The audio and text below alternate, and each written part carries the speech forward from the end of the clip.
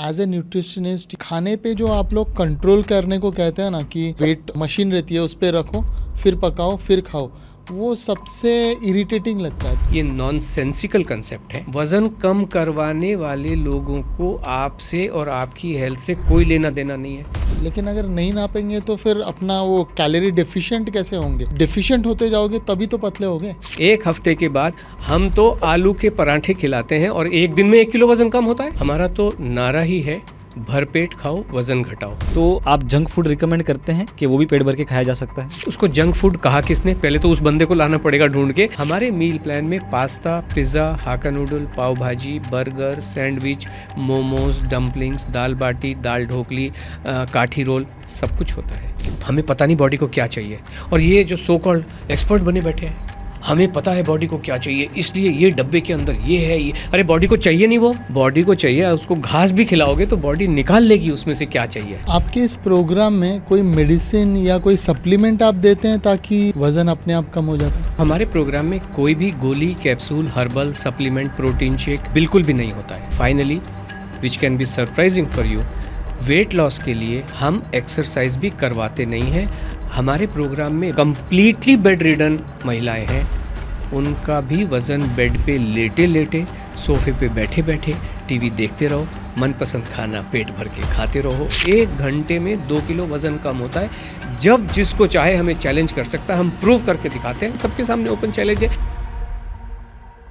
Obesity या मोटापा 80% of world population को परेशान कर रहा है और इससे जूझने में हमें मदद में आते हैं न्यूट्रिशनिस्ट। और न्यूट्रिशनिस्ट यूजुअली हमें सजेस्ट करते हैं कैसे फूड पोर्शन को कम किया जाए, कैसे कैलोरी इंटेक्स को कैलकुलेट करके अपने फूड को रेगुलेट किया जाए, और क्या क्या एग्जॉटिक फूड आइटम्स या न्यूट्रिशन वैल्यू से जो फूड आइटम्स हाई हैं उन्हें लिया जाए या सप्लीमेंट्स को यूज़ किया जाए। ये सारे नॉर्मल नॉर्म्स को तोड़ते हुए एक भारतीय न्यूट्रिशनिस्ट है जो कहते हैं कि भरपेट खाओ, जो चाहे खाओ और वज़न घटाओ। आज के हमारे गेस्ट हैं मिस्टर सुधीर आष्टा, जो कि को फाउंडर हैं अनलोड कंपनी के, जो कि आज की डेट के सारे मॉडर्न जो वेट लॉस के तरीके हैं उन सबको चैलेंज करती हैं। अगर आप इस चैनल पे नए हैं तो सब्सक्राइब कर लीजिए। चलिए शुरू करते हैं। सुधीर जी, पहले तो मैं ये जानना चाहूँगा कि एज ए न्यूट्रिशनिस्ट या वेट लॉस प्रोग्रामर, खाने पे जो आप लोग कंट्रोल करने को कहते हैं ना कि गिन के खाओ, कि जो वेट मशीन रहती है उस पर रखो फिर पकाओ फिर खाओ, वो सबसे इरिटेटिंग लगता है। तो इससे अवॉइड करने के लिए आप कुछ कर सकते हैं या करते हैं क्या? हमारे प्रोग्राम में कोई भी मेजरमेंट किसी भी तरीके का बिल्कुल भी होता नहीं है। हमारा तो नारा ही है भरपेट खाओ वज़न घटाओ। ईश्वर ने हमें quantity, portion control, quantity measurement खुद ही दे के भेजा है, जिसको भूख कहते हैं। तो हमारा ये है, और हम जो भी खा रहे हैं, खा क्यों रहे हैं?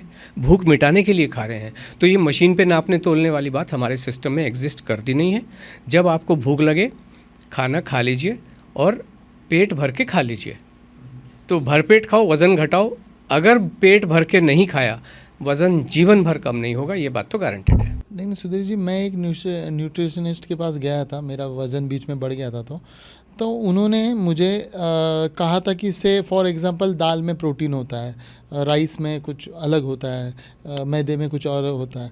तो उन्होंने मुझे तब चार्ट दिया था कि सिर्फ 80 ग्राम पीनट्स होने चाहिए, ये उतना होना चाहिए, और उसे मेजर करके फिर पकाने को कहा था। जब तक वो उस हिसाब से नहीं होगा तो उनका डाइट प्रोग्राम सक्सेसफुल नहीं होगा। तो उसमें एक्चुअली पकाना भी मुश्किल पड़ता है, क्योंकि घर पे बताएंगे कैसे? माता जी को तो वो आदत नहीं है कि वो वज़न करके वज़न काटा किचन में रखने की तो आदत नहीं है, तो वहाँ पे एक बड़ा प्रॉब्लम हो रहा है। बिल्कुल।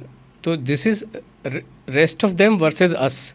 बाकी सब आपसे यही कहेंगे कि नाप नाप के बनाओ, नाप नाप के पकाओ और नाप नाप के खाओ। मतलब पकाने के बाद भी आपको नाप के खाना है। रॉ को तो पकाना ही पकाना है, लेकिन उसके बाद जब पका लिया तो उसके बाद खाते समय भी नापना है। लेकिन अगर नहीं नापेंगे तो फिर अपना वो कैलोरी डेफिशिएंट कैसे होंगे? क्योंकि उनका एक कहना है कि इतना कैलोरी ले रहे हो, डेफिशिएंट होते जाओगे तभी तो पतले होगे। अभी आप बिल्कुल मुद्दे की बात पे आई, क्योंकि ये जितने भी कंसेप्ट हैं, जिसको हम न्यूट्रिशन का कंसेप्ट कहें, हम मानते नहीं हैं, ये सिर्फ कंसेप्ट है जो आपने भी देखे होंगे। 5 ही शब्द होते हैं इन लोगों के पास।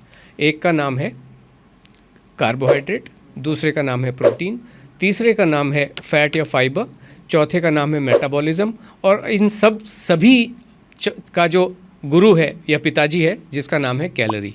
ओके, और ये सारी कैलोरी कंसेप्ट से, इसको फर्दर जब हम कहते हैं, इसको कहते हैं कैलोरी डेफिसिट कंसेप्ट से आता है। और इन्होंने बैंक जैसा बना दिया है, बैंक में जितना पैसा डालेंगे, जितना निकालेंगे, तो उतना कैलोरी इन कैलोरी आउट। ये सभी जो कंसेप्ट हैं ये नॉनसेंसिकल कंसेप्ट हैं, हम इनको बिल्कुल बोलते हैं ये इडियोटिक कंसेप्ट हैं। ये जीवन में आपके जीवन को, नैया को पार लगा ही नहीं सकते हैं। ये एक ऐसी नाव है जो तैर सकती नहीं है। लेकिन पूरी दुनिया तो यही बोल रही है, सभी मतलब मैंने तो शायद पहले आप ही व्यक्ति देखे जो कुछ अलग बोल रहे हैं, नहीं तो पूरी दुनिया यही तो बोल रही है। इसीलिए तो आज आप ये भी देख रहे होंगे WHO के और दुनिया की जितनी भी जो बॉडीज़ हैं, हाईएस्ट लेवल की बॉडीज़, ये भी तो कह रही हैं 80% लोग मोटे हैं, ओबीज़ हैं। प्रधानमंत्री जी ने भी एक बहुत हाई लेवल की टीम बनाई है। Obesity has become a problem, it has become an epidemic, it has become a pandemic, control में आ नहीं रही है। इसलिए बड़े बड़े लोगों की एक समिति बनाई है, उन्होंने डिक्लेयर किया है ये कंट्रोल में आ नहीं रहा है। क्यों? उल्टी दिशा में जा रहे हैं। आप बम्बई से दिल्ली जाना चाह रहे हो, रास्ता कलकत्ता का पकड़ा है, कभी पहुंच पाओगे दिल्ली? कभी भी नहीं पहुंच पाओगे। और इस फंडे ने काम किया होता तो हम इस हालत में होती दुनिया? हमारे पास तो लोग प्रूव, ये जो कंसेप्ट है ये तो, इसको फेल तो हम प्रूव कर सकते हैं, 1 घंटा लगता है। कैलोरी कंसेप्ट को प्रूव करने के लिए हमें अनलोड को, आशा जी को, जो इस हमारे प्रोग्राम की फाउंडर हैं, जिन्होंने इसको इनोवेट किया है, 1 घंटे में फेल कर सकते हैं इस प्रोग्राम को। फेल यानी एग्जैक्टली आप कैलोरी को झूठा कैसे प्रमाणित करते हैं? ओके, 1 किलो, ये जो सो कॉल्ड फंडा है, मैं आपको वहीं से लेके चलता हूँ। इनका ये कहना है 1 किलो वज़न कम करना है तो आपको 7700 किलो कैलोरीज़ का डेफिसिट रखना पड़ेगा। Do you agree with this? 1 kilo के लिए 7700 किलो कैलोरीज़ का डेफिसिट अगर आप रखेंगे तो आप 1 किलो वज़न कम कर लेंगे। 7700 कैलोरी, 7700 कैलोरीज। ओके, कितने स्पैन में? लेकिन नहीं, वो कितना भी स्पैन हो, जितना मतलब वक्त अगर आपको मान चाहिए लीजिए, बताने अगर के मान लिए। लीजिए, मैं इसको ऐसे कहूँ कि अगर मान लीजिए आप अपना वज़न 1 हफ्ते में कम करना चाह रहे हैं तो आपको 1100 कैलोरी पर डे का डेफिसिट रखना पड़ेगा। और ये सब जो कैलोरी की माला जपते हैं, ये कहते हैं कि आपका एक रेस्टिंग कैलोरी है जिसको BMR कहा जाता है। वो BMR एक मेल का जनरली 2000 और एक फीमेल का जनरली 1800 होता है। दिस इज व्हाट दे से। इनको भी पता नहीं है, किताबों में लिखा है, इसलिए कहते हैं। आपका वज़न आपको कैसे पता चलता है? वेइंग मशीन से। आलू के पराठे में 300 कैलोरी है, कैसे पता चलता है? नहीं पता चलता। कैसे पता चलता है? नहीं किताब पता में लिखा है, गूगल करोगे 100 ग्राम आलू के पराठे में कितना, वो बता देगा। बता देगा। आपका वज़न बता सकता है? नहीं। प्रवीण का वज़न कितना है? नहीं बताएगा। तो आलू के पराठे में कैसे बता देता है? ये सब नॉनसेंसिकल बातें हैं। मतलब वेट तो आपका एक्चुअल होता है और कैलोरी कैलकुलेटेड होती है। वो पता नहीं है कि अगर फंडामेंटली गलत है। मैं कहता हूँ गेहूं के आटे में कैलोरी होती नहीं है, कैसे पता? ये साइंस होती है। साइंस क्या ऐसी चीज़ होती है जो कहीं सुनी बातों पे विश्वास करे? साइंस क्या होता है? जिसको आप देख सकें। जो आप वज़न मशीन पे खड़े होते हैं, आपका वज़न 70, 72, 75 जितना भी हो, तो फैक्ट है ना, वो तो साइंस है, प्रमाणित है। तो फिर जब अगर कैलोरी इतनी आपके जीवन के ऊपर मतलब सबसे ज़्यादा महत्व रखती है, उसकी मशीन क्यों नहीं आई? क्यों नहीं आई? वो क्यों किताब में लिखा हुआ है? क्योंकि वो एक्चुअल प्रूव नहीं की जा सकती। Exactly, that's what I am saying. जो प्रूव न किया जा सके वो साइंस नहीं है। तो इसलिए ये गलत घुट्टी पिला रहे हैं आपको, सिंपल सी बात। लेकिन ये जो कैलोरी है प्रवीण, ये तो आपके बिस्किट के पैकेट पे भी होती है, चिप्स पे भी लिखी होती है ना? ये सब झूठी बातें लिखी होती हैं, इनका कोई भी उद्देश्य। मैं इस दूसरी बात पे आ रहा था, 1 घंटे में जो हम प्रूव कर सकते हैं। तो यानी कि अगर आप 1100 कैलोरी का डेफिसिट एवरी डे रखते हैं, चलिए वो थ्योरेटिकल चीज़ें भी हैं, हम ये मान लेते हैं, चलो वो सच है ना। हमें एक हाइपोथेसिस को क्या मान के चलना पड़ता है? जब भी हम एक रिसर्च करते हैं तो एक हाइपोथेसिस होती है जो, और उसको हम एक्शन लेते हैं कि भाई उसको हम प्रूव करें, या तो गलत या तो सही। हम ये मानते हैं 1100 कैलोरी आपको पर डे डेफिसिट रखना है। आपका BMR है 2000, तो यानी 900 कैलोरी आप खाएंगे तो 1 हफ्ते के बाद में वज़न कोई कम करके दिखाएगा? 1 हफ्ते के बाद हम तो आलू के पराठे खिलाते हैं और 1 दिन में 1 किलो वज़न कम होता है।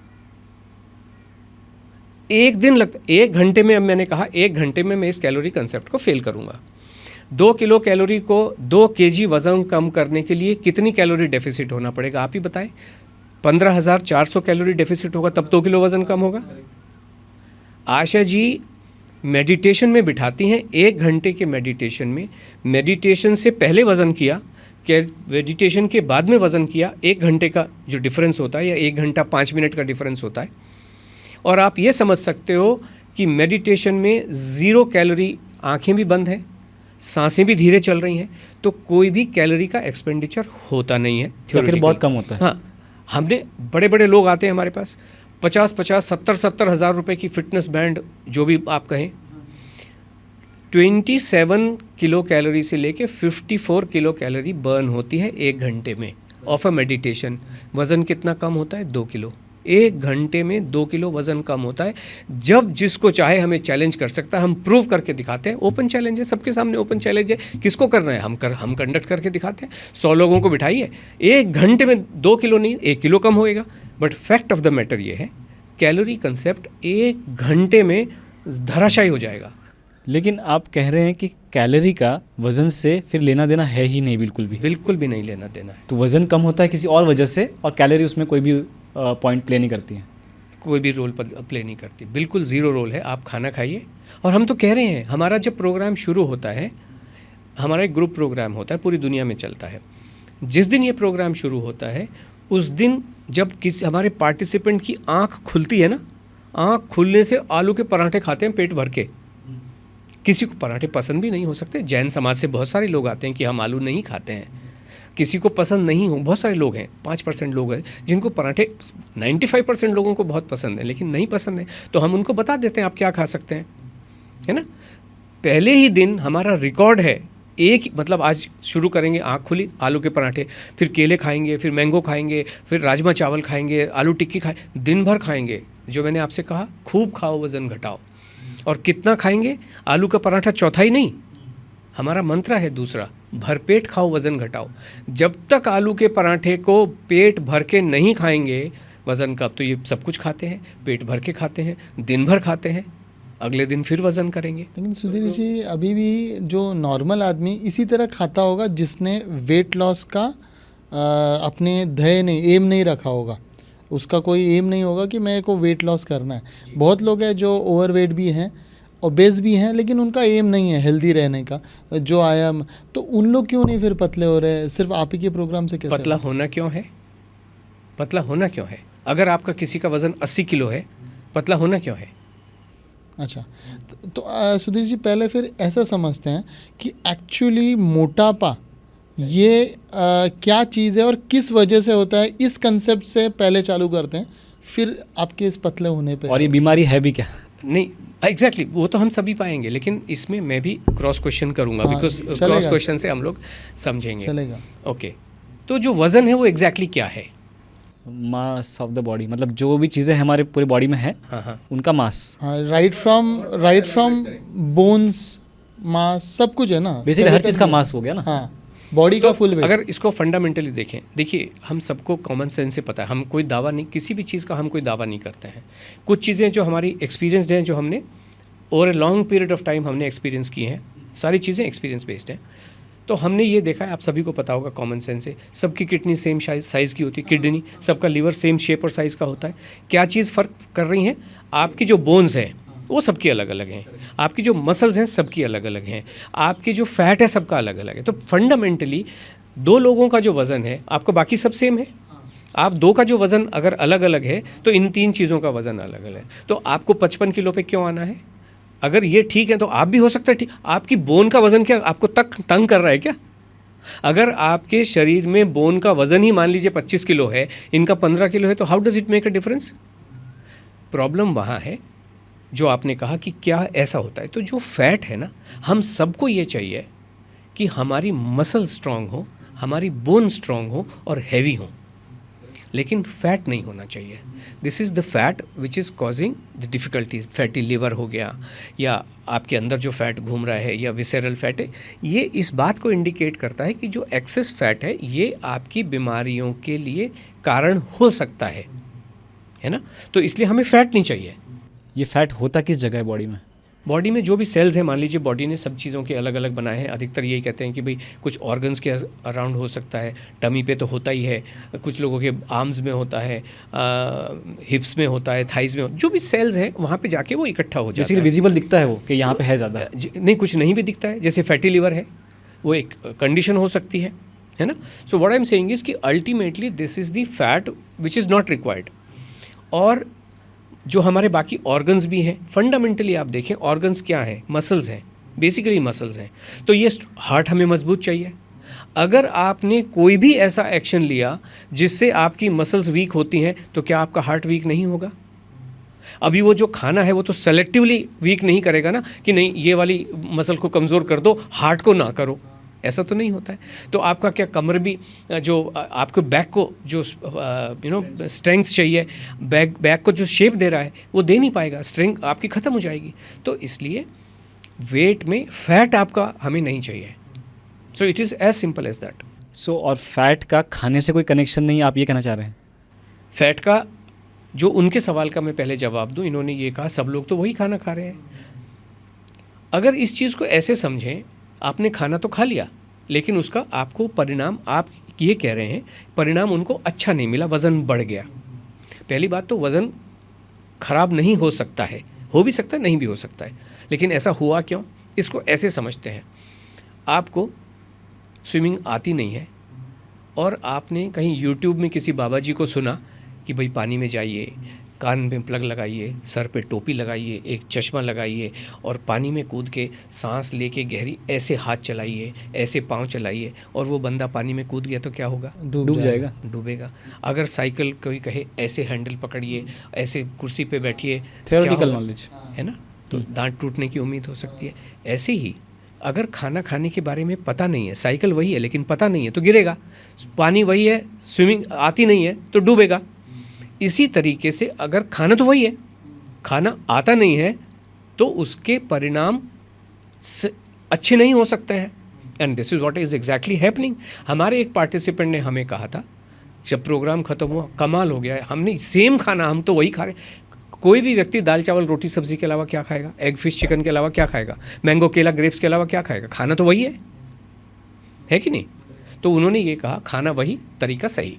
तो यही तरीका है। अब जब आप तरीके से गुरुजी के गाइडेंस में उनके साथ चलते हुए, आशा मैडम के साथ चलते हुए, जब हमारे प्रोग्राम में एक एक खाने के तरीके को जब आप सही तरीके से खाना खाते हैं, तो जो खाना आपको नुकसान दे सकता है वही खाना आपको फ़ायदा भी दे सकता है, देता है, दे सकता नहीं, देता ही है। वही खाना तरीके से खाने से आपको फ़ायदा देता है। और आज क्या हो रहा है, लोग खाना खाने से डरे हुए हैं, खाना खाता नहीं है कोई भी। क्यों? डरा दिया गया है। ये खुद ही पहुँचे नापते तोलते हुए।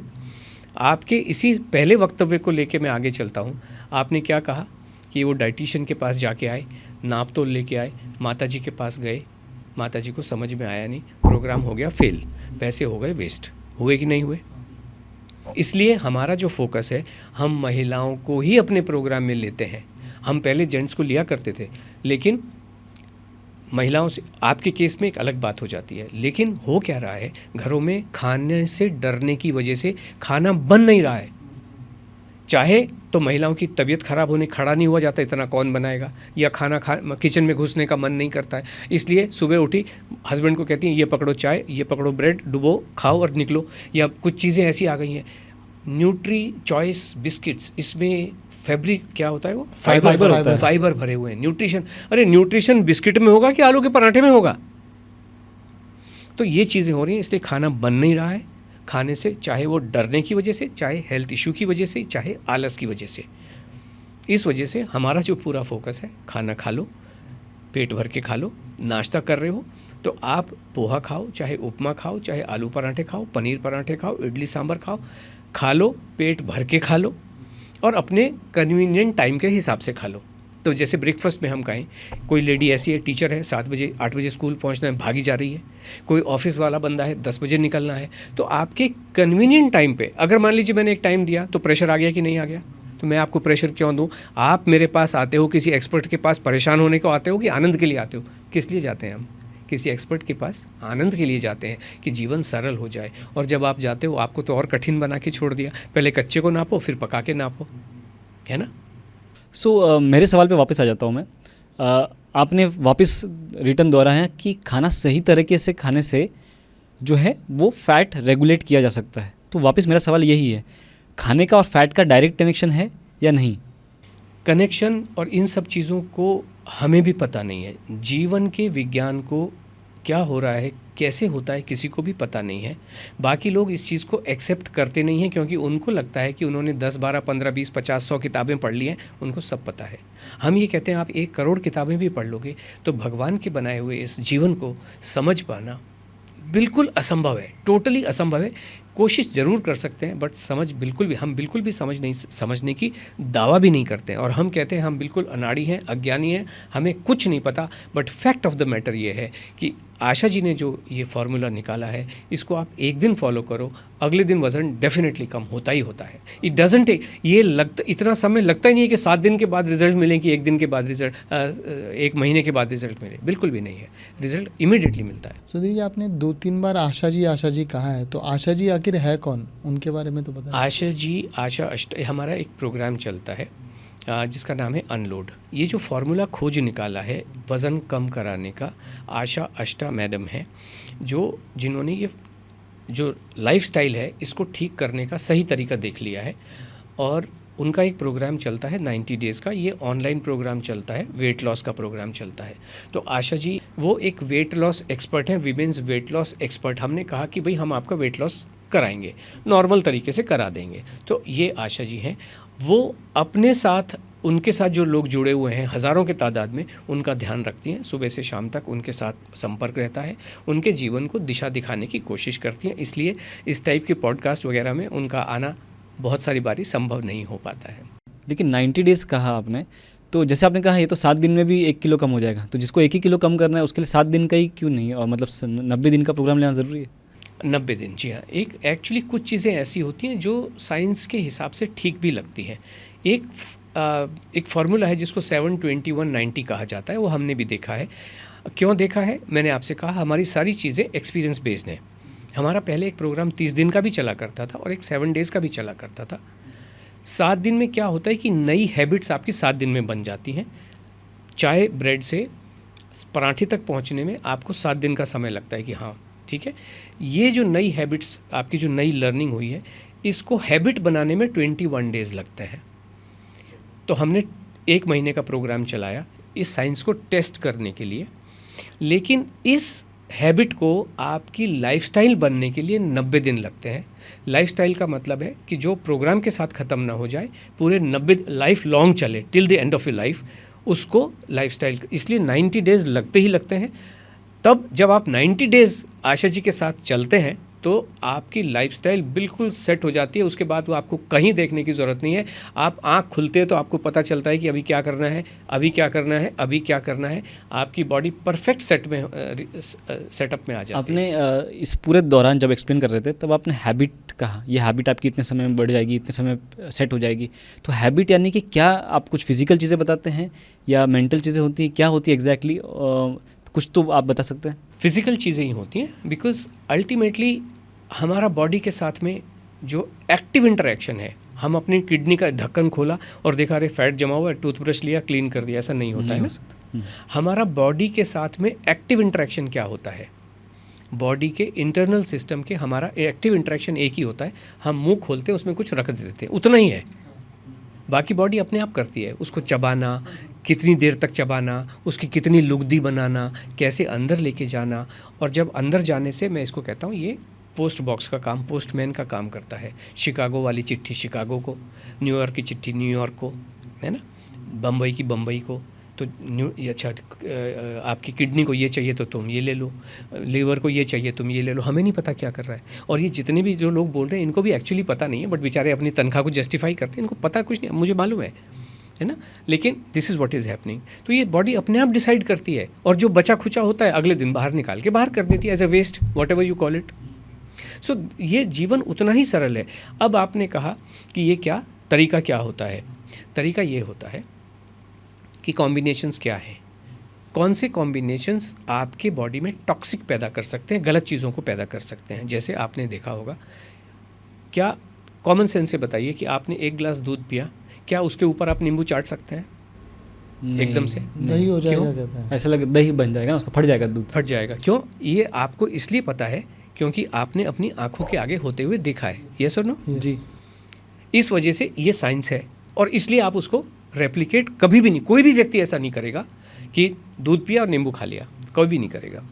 लेकिन क्या आपको पता है कि ककड़ी और अनार अगर आप एक साथ खाते हो, बहुत सारे लोग करते हैं, सलाद काटी, ककड़ी काटी और उसमें अनार डाल लिया, दोनों खा, ये कितना टॉक्सिक हो सकता है आपको पता नहीं, कोई साइंस कभी बताएगी भी नहीं आपको, क्योंकि उससे रिसर्च होती नहीं है कि ककड़ी और टमाटर एक साथ खाने से, ककड़ी और अनार एक साथ खाने से क्या होगा।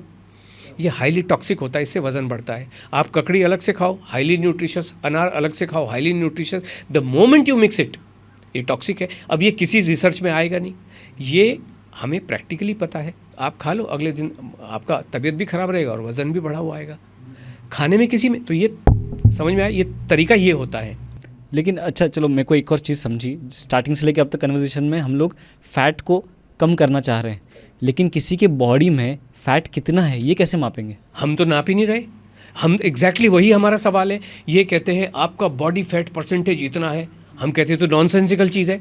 एक जीवित व्यक्ति में कितना फैट है, कितना क्या है, ये तो मतलब इसको क्या कहें। और हम भी यही सवाल है। एक मशीन लेके आएंगे 5,000 की, अभी मैं एक कॉन्फ्रेंस में था, 1 लाख रुपए की मशीन, उसके अलग अलग वेरिएंट्स हैं, 6,000 से शुरू होकर 2.5 लाख रुपए तक मशीन है वो। उसमें कहते हैं आप खड़े हो जाइए, हाथ पकड़ के, पैर में 2 इलेक्ट्रोड हैं, हाथ में 2 इलेक्ट्रोड हैं, इसमें आपका सब बताएगा, आपका मसल कितना है, आपका बोन कितना है। हे भगवान बचाएं इन लोगों से। सारा एजेंडा यही चल रहा है कि आपको बैंक को कैसे ढीला करा दें, इसलिए कोई खाना खाने नहीं दे रहा आपको। लेकिन अगर मुझे पता ही नहीं है कि मेरी बॉडी में एक्सेसिव फैट है या कितना है, तो मुझे कितना कम करना है ये कैसे समझे? Very true. आप जब वज़न कम करवाने गए थे, क्यों वज़न कम कराने के लिए गए थे?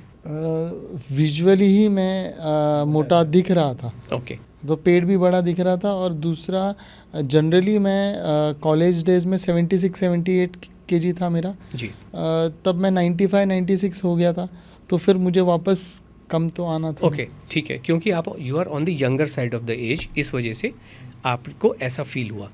हमारा एक्सपीरियंस ये है, किसी भी व्यक्ति को अपनी हेल्थ का तब तक अंदाज़ा नहीं होता है जब तक कि वो ख़राब ना हो जाए। प्रोएक्टिवली होने वाले 2%, 5% से ज़्यादा लोग नहीं होते, और मेरे पास तो आज तक कोई भी एक्सपीरियंस नहीं है कि जो प्रोएक्टिवली आ गए। कौन लोग आते हैं जिनके घुटने, उनको वज़न से लेना देना नहीं है, घुटने नहीं चल रहे, दर्द हो रहा है बहुत, चला नहीं जा रहा, किसी की ये प्रॉब्लम है, किसी की वो प्रॉब्लम है, किसी के कान में घंटियाँ बज रही हैं, किसी को, इसलिए आते हैं। फैट से किसी को कोई लेना देना होता नहीं है। जब वो आते हैं, जब घुटने में दर्द हुआ तो सबसे पहले क्या करेंगे, किसी डॉक्टर साहब के पास जाएंगे।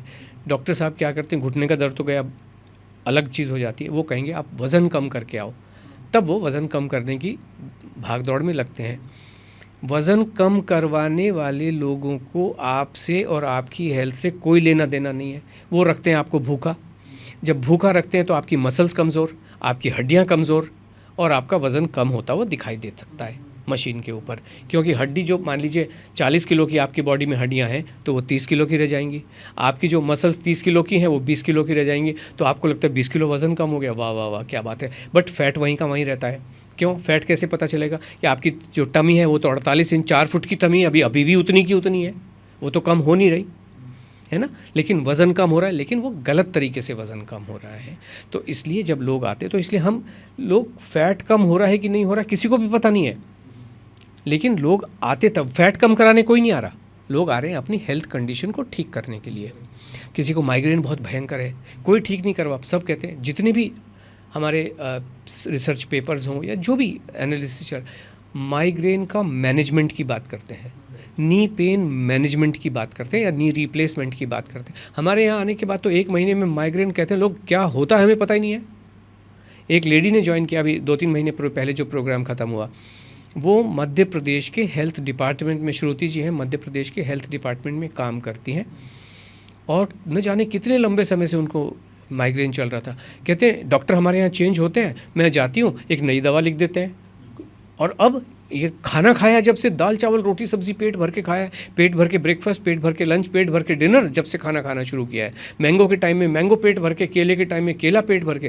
कहते हैं माइग्रेन होता क्या है, वज़न गया 10-12 किलो 90 डेज़ में, वो अलग बात है, माइग्रेन होता क्या है ये पता नहीं है। सुधीर जी, तो आपके इस प्रोग्राम में कोई मेडिसिन या कोई सप्लीमेंट आप देते हैं ताकि ये सब बीमारियां या वज़न अपने आप कम हो जाता है? मैं ब्रॉडली फटाफट आपको बता देता हूँ हमारे प्रोग्राम में जनरली क्या होता है या क्या नहीं होता है। तो हमारे प्रोग्राम में कोई भी गोली, capsule, herbal, supplement, protein shake, कोई भी मेडिसिन, किसी भी तरीके का प्रोडक्ट, कोई भी प्रोडक्ट बिल्कुल भी नहीं होता है। हमारे प्रोग्राम में कोई बाजरा, जवारी, रागी, नाचनी, कोई भी millets, brown rice, black rice, quinoa बिल्कुल भी नहीं होता है। केवल गेहूं और चावल पे ही ये प्रोग्राम आधारित है, जीवन उसी पे आधारित हम करवाते हैं। हमारे प्रोग्राम में कोई भी काजू, बादाम, अखरोट, पिस्ता, chia seed, sunflower seed, pumpkin seed, कोई भी बीज, कोई भी नट किसी भी तरीके का बिल्कुल भी नहीं होता है। हमारे प्रोग्राम में कोई भी लौकी का जूस, करेले का जूस, कद्दू का जूस, ऐश गार्ड का जूस, आंवले का जूस, ABC जूस, कोई भी जूस किसी भी तरीके का बिल्कुल भी नहीं होता है। एक जूस की एक बूंद आपको बहुत बीमार कर सकती है। गाजर जितनी मर्ज़ी खाओ, आंवला जितना मर्ज़ी खाओ, खाने में कोई प्रॉब्लम नहीं, लेकिन जूस, आम का जूस भी एक भी बूंद नहीं लेना चाहिए। इसी तरीके से पानी, मतलब पानी पीना है, कोई एल्कली वाटर, कोई धनिया का पानी, जीरे का पानी, मेथी का पानी, सौंफ का पानी, कोई भी पानी हमारे प्रोग्राम में बिल्कुल भी नहीं होता है। And finally, which can be surprising for you, weight loss के लिए एक्सरसाइज का भी ज़ीरो रोल होता है। हम एक्सरसाइज भी करवाते नहीं हैं। हमारे प्रोग्राम में बहुत सारी महिलाएं ऐसी आती हैं जिनके घुटने कम्प्लीटली ख़राब हो चुके होते हैं, जिनकी बैक कम्प्लीटली ख़राब हो चुकी होती है, या कामकाजी महिलाएं हैं जिनके पास एक्सरसाइज करने के लिए समय नहीं होता है, वो तो अलग बात है। लेकिन जो कम्प्लीटली बेड रिडन महिलाएं हैं, उनका भी वज़न बेड पे लेटे लेटे, सोफ़े पे बैठे बैठे, टीवी देखते रहो, मनपसंद खाना पेट भर के खाते रहो, वज़न उसी से कम होता है और कोई भी रास्ता नहीं। इसमें कुछ ऐसा लग रहा है कुछ बच्चा तो है नहीं है, तो फिर कुछ ये किए बिना ही हम वज़न कम करा सकते हैं। जीवन में एक्चुअली यही है, कुछ भी नहीं करना है। जीवन बहुत ही सरल है। बायोलॉजिकल प्रोसेस बहुत कॉम्प्लिकेटेड है, अंदर क्या चल रहा है किसी को कुछ पता नहीं है। लेकिन जीवन दाल चावल रोटी सब्ज़ी का मतलब ये है, मनपसंद खाना, एग फिश चिकन इंक्लूडेड, जिसको जो खाना है वो खाए। अभी जो जैन लोग हैं वो तो आलू भी नहीं खाते हैं, वो अपने हिसाब से खाएंगे। जो वेजिटेरियन है वो अपने हिसाब से खाएगा। जो नॉनवेज खाने वाले लोग हैं वो खाएं, प्रॉब्लम का। लेकिन आज जो प्रॉब्लम है, खाना खा नहीं रहे हैं लोग बाग। कौन खा रहा है? आपने खुद ही कहा, आप गए, उसने खाना खा मना कर दिया, नाप नाप के खाओ, तो हम कह रहे हैं पेट भर के खा लो। वज़न तो उसी से कम होगा। और बायोलॉजिक, इन लोगों ने जो सो कॉल्ड एक्सपर्ट बैठे हुए हैं, इन्होंने क्या कहा, अंदर की बायोलॉजिकल प्रोसेस तो बहुत आसान है, जीवन बहुत कठिन है। आपका कठिन कर दिया कि नहीं कर दिया? आपकी माताजी परेशान हो गई। लेकिन ये कहते हैं कुछ नहीं है जी, खाने में दो या तो कॉम्प्लेक्स कार्ब, दो तरह के होते हैं, एक सिंपल कार्ब, एक कॉम्प्लेक्स कार्ब। ये अंदर जाता है और ग्लूकोज में कन्वर्ट हो जाता है। उधर जैसे ही ये मुंह में गया, ग्लूकोज में कन्वर्ट हुआ। उधर एक ऑर्गन है जिसका नाम पेनक्रियास, उसमें से एक चीज़ निकलती है जिसका नाम है इंसुलिन। वो इंसुलिन ग्लूकोज को पकड़ के लेके, क्या नॉनसेंस, ऐसे जैसे घुसे हुए हैं। इनको पता है पेनक्रियास क्या कर रही है। यहाँ पे एक ग्लैंड है, उसमें से थायराइड, मैं कहता हूँ थायराइड नाम की कोई चीज़ होती नहीं, हाइपोथेटिकल है, फिक्शनल है। अदरवाइज़ तो ये 30-30 साल से लोग थायराइड जैसी चीज़ से मुक्ति नहीं पा पा रहे। क्यों नहीं पा पा रहे? माइग्रेन जैसी चीज़ से 30-30 साल से लोग झगड़ रहे हैं, क्यों नहीं मुक्ति पा पा रहे हैं? अगर आपको पता चल गया है कि आपकी बहुत सारी समस्याओं का कारण थायराइड है, हाइपोथायरॉयडिज्म बोलिए या जो भी बोलिए, नाम देने से क्या होता है? क्या उसको कोई ठीक कर पाता है? क्यों नहीं कर पाता है? अगर पता चल गया है, अगर आपको पता चल गया है कि साइकिल की ट्यूब में इधर होल है, तो आप उसके ऊपर पिच्ची लगाते हो, मैटर एंड्स, उसके बाद हवा भर के चलो। अगर पता चल गया है कि thyroid is the element which is causing difficulty into your life, तो ठीक करो ना उसको। मैं तो एक्सपर्ट समझ के आपके पास आया हूँ। सो माइग्रेन का एग्जांपल लेता हूँ क्योंकि मुझे भी है पिछले 20 सालों से। सो इसका इलाज इसलिए नहीं है क्योंकि मुझे तो पता है कि इसका इलाज प्रॉपर है नहीं। इट इज़ जस्ट, आपने जैसे कहा कि उसको हम लोग सिर्फ लाइफस्टाइल में कुछ तो चेंजेस कर लेते हैं और उसका एक्चुअली इलाज नहीं करते, उसको सिर्फ कंट्रोल में लाते हैं। सो उसमें मुझे जितना समझ में आया है कि उसका इलाज इसलिए नहीं है क्योंकि उसके ऊपर रिसर्च इतनी नहीं हो पाई है कि पता चले कि वो हो क्यों रहा है। सोर्स ऑफ द प्रॉब्लम नहीं मालूम है, और सोर्स ऑफ द प्रॉब्लम मालूम नहीं है तो उसको ठीक नहीं कर पा रहे हैं। देखिए, मैं बहुत सारी कॉन्फ्रेंसेस अटेंड करता हूँ। आशा जी अपने उनके पार्टिसिपेंट का ध्यान रखने में लगी होती हैं। इस टाइप की चीज़ों में जाने में, जैसे पॉडकास्ट में जाना है या अपनी कुछ बातें कहना है या वेबिनार कंडक्ट करना है, जो हम हर वीकली फ्री वेबिनार हर ट्यूसडे को रात को 8 बजे करते हैं, अपने इन्हीं विचारों को शेयर करने के लिए, लोग जो जानना चाहते हैं उनके लिए। तो हम कॉन्फ्रेंसेस में मैं बहुत जाता हूँ। मेरे पेपर भी प्रेजेंट होते हैं। रिसर्च जो होती है वो टेबल टॉप रिसर्च होती है। सारी रिसर्च टेबल टॉप रिसर्च है। पीयर रिव्यूज़ होते हैं, लोग बैठे हुए, लाओ भाई लाओ, ये 5 पेपर हैं, इन पेपर में क्या गैप है। रिसर्च की एक मेथडोलॉजी है, उस मेथडोलॉजी के बियॉन्ड आप जा भी नहीं सकते हो।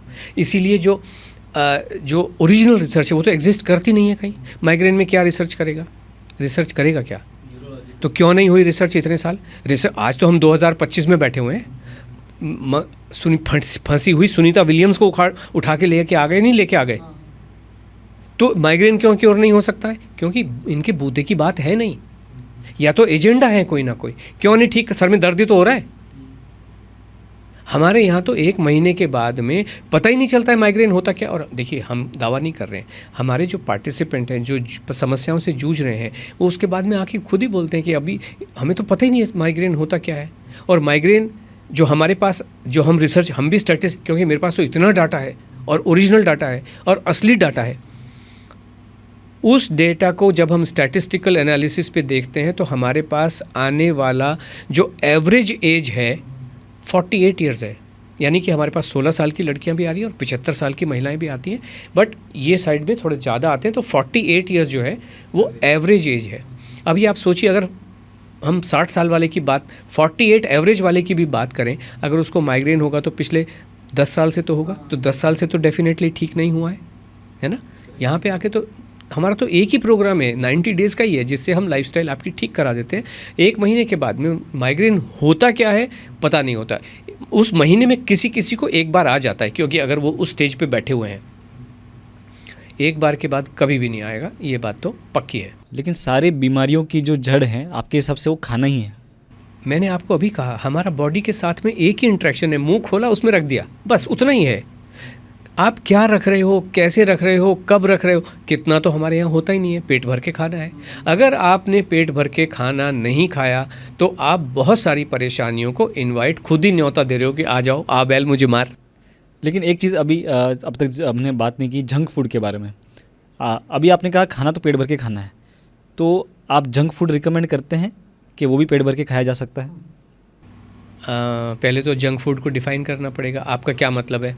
जंक फूड जो जो ठेले पे मिलता है। रास्ते पे मिलते हैं, वो वड़ा पाव, समोसा पाव, पानी पूरी, भेलपूरी, जो भी है। जी हाँ, देखिए क्या होता है, हमारा शरीर जो स्टमक है, स्टमक में जो भी स्टफ़ पाया जाता है, जिसको जनरली एसिड कहा जाता है कि स्टमक में एक एसिड होता है, उसकी स्ट्रेंथ कितनी होती है, हम साइंस में ना पीएच इतना होता है, वो ना, एक कॉमन व्यक्ति को समझने के हिसाब से वो कितना स्ट्रांग होता है। बहुत स्ट्रांग होगा, क्योंकि लाइक एग्जांपल देके बताएं, मैं बताता हूँ वरना। हाँ बताइए। वो आपने देखा होगा, बहुत सारे लोग ब्लेड खाते हैं, ट्यूबलाइटें चबा के खाते हैं, उसके अंदर ब्लेड घुल जाती है। ये सारी चीज़ें तो गूगल, मैं जो भी कह रहा हूँ सबको सत्यापन किया जा सकता है, जिसको चाहे वो देख सकते हैं गूगल के अंदर जाके। ब्लेड पिघल सकती है, पिघल सकती है कि नहीं पिघल सकती है? तो उसमें समोसा नहीं पिघलेगा। उसको जंक फूड कहा किसने? पहले तो उस बंदे को लाना पड़ेगा ढूंढ के जिसने ये टर्मिनोलॉजी की, जंक फूड है। कोई भी चीज़ इंडिपेंडेंटली जंक नहीं होती। मैंने आपको दूध और नींबू के एग्जाम्पल से बताया, ककड़ी और अनार के एग्जाम्पल से बताया। क्या ककड़ी जंक है? क्या अनार जंक है? जब दोनों को मिलाया तो आपने जंक बना दिया, और जंक बाहर नहीं है, अंदर जाके जंक हुआ। यस और नो? बाहर तो क्या जंक है? समोसा। अब आप कैसे खा रहे हो उस चीज़ पे बात है। दूसरा क्या होता है, जब हमने अपने सिस्टम के साथ लंबे समय तक अत्याचार किया तो जो हमारा जो इंटरेक्शन है डाइजेस्टिव सिस्टम के साथ ही है। मैंने इधर से खाया, अंदर उसका कुछ हुआ, और उसके बाद में उसमें से जो एब्जॉर्ब करना था नहीं, और बाकी निकाल के बाहर किया, इतना ही हो रहा है। अगर मेरा जो डाइजेस्टिव सिस्टम, अगर मैंने बहुत ज़्यादा लंबे समय तक उसके ऊपर अत्याचार किया, ठीक से कॉम्बिनेशंस नहीं खाए, तो वो थोड़ा वीक हो सकता है। जैसे हमने देखा होगा कि पेट्रोल के टैंक में भी अगर मॉइस्चर हो जाए तो वो जंग पकड़ के पेट्रोल टैंक भी फूट जाता है ना, फिर हमें रिपेयर कराना पड़ता है गाड़ी का पेट्रोल टैंक। ठीक उसी तरीके से हमारे सिस्टम में भी डैमेज ऐसा नहीं कि फूट जाएगा, उसमें होल हो जाएंगे, ऐसा नहीं है, बट उसकी स्ट्रेंथ कम हो जाती है, थोड़ी वीकनेस होती, फिर कुछ लोगों को जलन हो रही है या ऐसा हो रहा है। तो इसके लिए जब हम कुछ ऐसी काम करते हैं, अगर हमें लंबे समय तक हमें पता नहीं है हमने क्या किया और वो सिस्टम डैमेज हो रहा है, तो जब आप खाना खाना शुरू करें, स्ट्रेंथ आने में कितना समय लगता है? जब आपको स्ट्रेंथ आ गई, जो जैसा होना चाहिए था वैसा हो गया, बॉडी तो सेल्फ हीलिंग है, अपने आप ही हील हो जाता है। उसके बाद में हम धीरे धीरे 90 दिन का जो मैंने आपसे प्रोग्राम कहा, इसमें हम धीरे धीरे एक एक चीज़ इंट्रोड्यूस करते हैं। पहले 14 दिन पहले हम, अभी तो खाना खाना पता नहीं, अभी तो आपको ककड़ी टमाटर खाना पता नहीं, तो पहले वो सीख लो, पहले ABCD सीख लो, फिर EFGH सीखेंगे, फिर ट्विंकल ट्विंकल लिटिल स्टार भी सीखेंगे, और फिर शेक्सपियर की किताब, और फिर उसके बाद अपनी कविताएं बनाने लगेंगे। ऐसा ही होता है, एग्जैक्टली इसी फॉर्मेट पे हमारा प्रोग्राम चलता है। पहले हम आपको रोटी सब्जी, पहले आपके लाइफस्टाइल को रीसेट करते हैं। अभी तो आपको पता नहीं है नाश्ता कब करूं, कैसे करूं, मैं 7 बजे दफ्तर जाऊं तो ये करूं। सुधीर जी, ये जो प्रोग्राम आपका है, ये कस्टमाइज हर एक के लिए होता है कि वो जनरिक है, कोई भी किसी भी एज का सेम प्रोग्राम में आता है? सबको सेम खाना खाना है, इसलिए हमारे यहाँ पे एक व्यक्ति ज्वाइन करता है एक परिवार से जो महिला होती है, और अभी मान लीजिए आलू के पराठे बने, माताजी भी वही खाएंगी, पिताजी भी वही खाएंगे, आप भी वही खाएंगी, मैडम भी वही खाएंगी, पूरे घर खाएगा कि नहीं खाएगा? इसमें अलग अलग क्या है? और मान लो अलग किया भी तो क्या खाएंगे, क्या वही सब चीज़ें हैं। अलग क्या खाएंगे? कॉर्नफ्लेक्स वगैरह खा लेंगे, बच्चे कॉर्नफ्लेक्स खा लेंगे, हम ओके, अभी आपने बहुत मुद्दे, इस टाइप के जो पिन पॉइंटेड क्वेश्चंस हैं तो मज़ा आता है। यस, ये जितनी भी प्रोसेस्ड फूड है, मेरे इस वक्तव्य में आपने कहीं भी प्रोसेस नहीं सुना होगा। जब मुझे खाना है तो कॉर्नफ्लेक्स क्यों खाऊं? मैं कॉर्न ही खा लूँगा, फ्लेक्स क्यों खाऊं? क्योंकि वो तैयार आता है ना, दूध में डालो सीधे खा लो, उसमें हेल्थ है। इसीलिए तो प्रॉब्लम्स हैं सारी की सारी। आजकल तो मील के रिप्लेसमेंट निकाल दिए कि डब्बे में है, आपको खाना खाने की ज़रूरत नहीं है, ये प्रोटीन शेक है, पी लीजिए आप। बट क्यों? नेचर, मुझे पता नहीं ना, उस बंदे ने, देखिए मैंने अभी आपसे क्या, बायोलॉजिकल प्रोसेस बहुत कॉम्प्लेक्स प्रोसेस है, हमें पता नहीं बॉडी को क्या चाहिए, और ये जो सो कॉल्ड एक्सपर्ट बने बैठे हैं, हमें पता है बॉडी को क्या चाहिए, इसलिए ये डब्बे के अंदर ये है, ये, अरे बॉडी को चाहिए नहीं, वो बॉडी को चाहिए, उसको घास भी खिलाओगे तो बॉडी निकाल लेगी उसमें से क्या चाहिए। सर सुधीर जी, लेकिन अभी इंडिया में ब्रायन जॉनसन नाम के एक व्यक्ति आए थे जिनका मिशन था नो डाई, मतलब मरना नहीं है। उस हिसाब से उन्होंने अपने एज को ऐसा सुनने में आया कि रिवर्स कर लिया है, मतलब जो कि 48-49 के हैं, जो धीरे धीरे 36-37 तक हो रहे हैं, उनका बॉडी एज कम होते जा रहा है। तो वो तो मेरे ख्याल से 100 पील्स लेते हैं, 100 गोलियां खाते हैं, सप्लीमेंट्स। और वो जब इंडिया आए थे तो उन्होंने खाना बिल्कुल भी नहीं खाया। उन्होंने कहा सबसे गंदा खाना और हवा इंडिया में ही है, तो उस हिसाब से उन्होंने मास्क हमेशा डाला, वो भी समुद्र के किनारे ताज में रुके थे तो भी उन्होंने वो किया। और उन्होंने कोई एक प्रीमिक्स मील लाई थी जिसे उबालते हुए पानी में डाल के वो खा रहे थे, ऑल 10 to 15 डेज जितने भी दिन यहाँ थे। तो वो तो रोज़ अपने शरीर को गिनते हैं, प्रमाणित हैं वो तो साइंटिफिकली कि वो हो रहा है रिवर्स एज। साइंटिफिकली कुछ प्रमाणित नहीं होता, किसकी एज कितनी है ये कैसे पता चलेगा? एज का मतलब है आप जिस दिन पैदा हुए और आज आप कितने साल के हो गए, इसमें प्रमाणित क्या करना? बॉडी एज बोल रहे हो। ये सब चीज़ें आपको सॉरी टू यूज़, ये बेवकूफ़ बनाने के तरीके हैं। आप एक्स डेट को पैदा हुए, आज वाई डेट है, इन दोनों का डिफरेंस है, वो आपकी एज है। अगर मान लो मेरी बायोलॉजिकल एज है कैलेंडर एज है 80 साल और बायोलॉजिकल एज है 60 साल, how does it make a difference? क्या आपकी क्वालिटी ऑफ लाइफ अच्छी है, वो ज़्यादा इंपॉर्टेंट है। ऐसी आप देखेंगे कुछ लोग कुछ हरकतें करते हैं, और ये सारे लोग जो हेल्थ चल रहा है किस लिए चल रहा है, जितने भी खाने के सिस्टम काय के लिए चल रहा है, आपकी हेल्थ अच्छी रहे इसीलिए चल रहा है ना। जो भी ये XYZ जिनका नाम आपने लिया, मैंने भी सुना इनके बारे में, ऐसे ही बहुत सारे लोग कुछ करते हैं जो खाने के से जुड़े हुए लोग हैं, जिनको शेफ़ कहें, वो कहते हैं हमने ऐसा खाना डिज़ाइन किया है जो आपको लंबा जीवन देगा। वो तो खुद ही मर गए। वर्ल्ड्स हेल्दीएस्ट मील उन्होंने बनाया, एक गुरप्रीत बेंस जी थे लंदन में, वर्ल्ड्स हेल्दीएस्ट, मैंने इसमें ये सुपर फूड डाला, वो सुपर फूड डाला, 43 साल की उम्र में हार्ट फेल से डेथ। दुनिया को हेल्दीएस्ट मील देने वाले, आपने सुना होगा माइकल जैक्सन का नाम, एक डांसर गवैया, 150 साल जीवन जीना चाहता था और एक्सपर्ट के कहने पे एक ऑक्सीजन का सिलेंडर, अभी आपने कहा है वो ऐसा लगा के रखता था, गोलियां। माइकल जैक्सन ने भी तो अपने घर में ऑक्सीजन का चैम्बर बना रखा था ना, कि मैं ऑक्सीजन लेता हूँ। 12 डॉक्टर उसके पास ऑलवेज होते थे, best of the best advice देने के लिए। कितने साल जिया? 50 साल भी पूरे नहीं कर पाया। 150 साल की उम्मीद करने वाला व्यक्ति 50 साल भी पूरे नहीं कर पाया। इनको नमन करते हुए, श्रद्धांजलि देते हुए मुझे ये बातें कहनी पड़ती हैं। ये चीज़ें ठीक नहीं हैं। कायजाद कपाड़िया जी का आपने नाम सुना होगा। K11 की फ़िटनेस एकेडमी दुनिया को, मतलब कुछ तो लोग हैं फ़िटनेस अपने लिए करते हैं कि मैं जाके कुछ बल्ले बल्ले करके आया, दूसरा है कि मैं सिखाना भी शुरू करूं। कायजाद कपाड़िया दुनिया को फ़िटनेस सिखाते हैं, और फ़िटनेस की भाषा में 4 ही शब्द आते हैं जो मैंने आपको बताए। इन सब का पिताजी जो है वो कैलोरी है, और बाकी ये सब आते हैं, calorie in calorie out. Kayzad Kapadia कितना लंबा जीवन जी पाए कि 50 साल भी पूरे नहीं कर पाए। 50 साल भी पूरे नहीं। ब्रूस ली क्या हुआ? ब्रूस ली तो पूरी दुनिया का रोल मॉडल है कि नहीं है? है कि नहीं है? क्यों 32 साल से लंबा क्यों नहीं जी पाया? 32 साल में नींद में सोते हुए क्यों मरा? किसी को भी पता है। फिर वो रीज़न देना शुरू करते हैं, क्यों? पता नहीं है, पता नहीं है इसलिए। लेकिन ये कोई कहना, जो व्यक्ति जितना ज़्यादा किताबें पढ़ लेता है वो उतना ज़्यादा एडमेंट हो जाता है। उसको पता है, मुझे पता कुछ नहीं होता, लेकिन ऐसा लगता है कि सब कुछ पता है। जीवन बहुत ही सरल है, बायोलॉजिकल प्रोसेस बहुत कॉम्प्लिकेटेड है, बहुत कॉम्प्लिकेट। खाना खा लो, ये दुनिया बिना कैलोरी के कम से कम 600 करोड़ पहुंच गई। जब 600 करोड़ पहुंची तब पता चला कैलोरी होती है, तब ये अब जो लोग हैं वो सारे बीमार हो गए। 600 करोड़ अगर अब तो 800 करोड़ हैं, तो बिना कैलोरी के 600 करोड़ तक पहुंच गया। और हम वही कहते हैं कि जब तक ये नहीं पता चला होगा कि दाल में प्रोटीन होता है, तब तक तो लोग दाल को दाल समझ के खा रहे होंगे।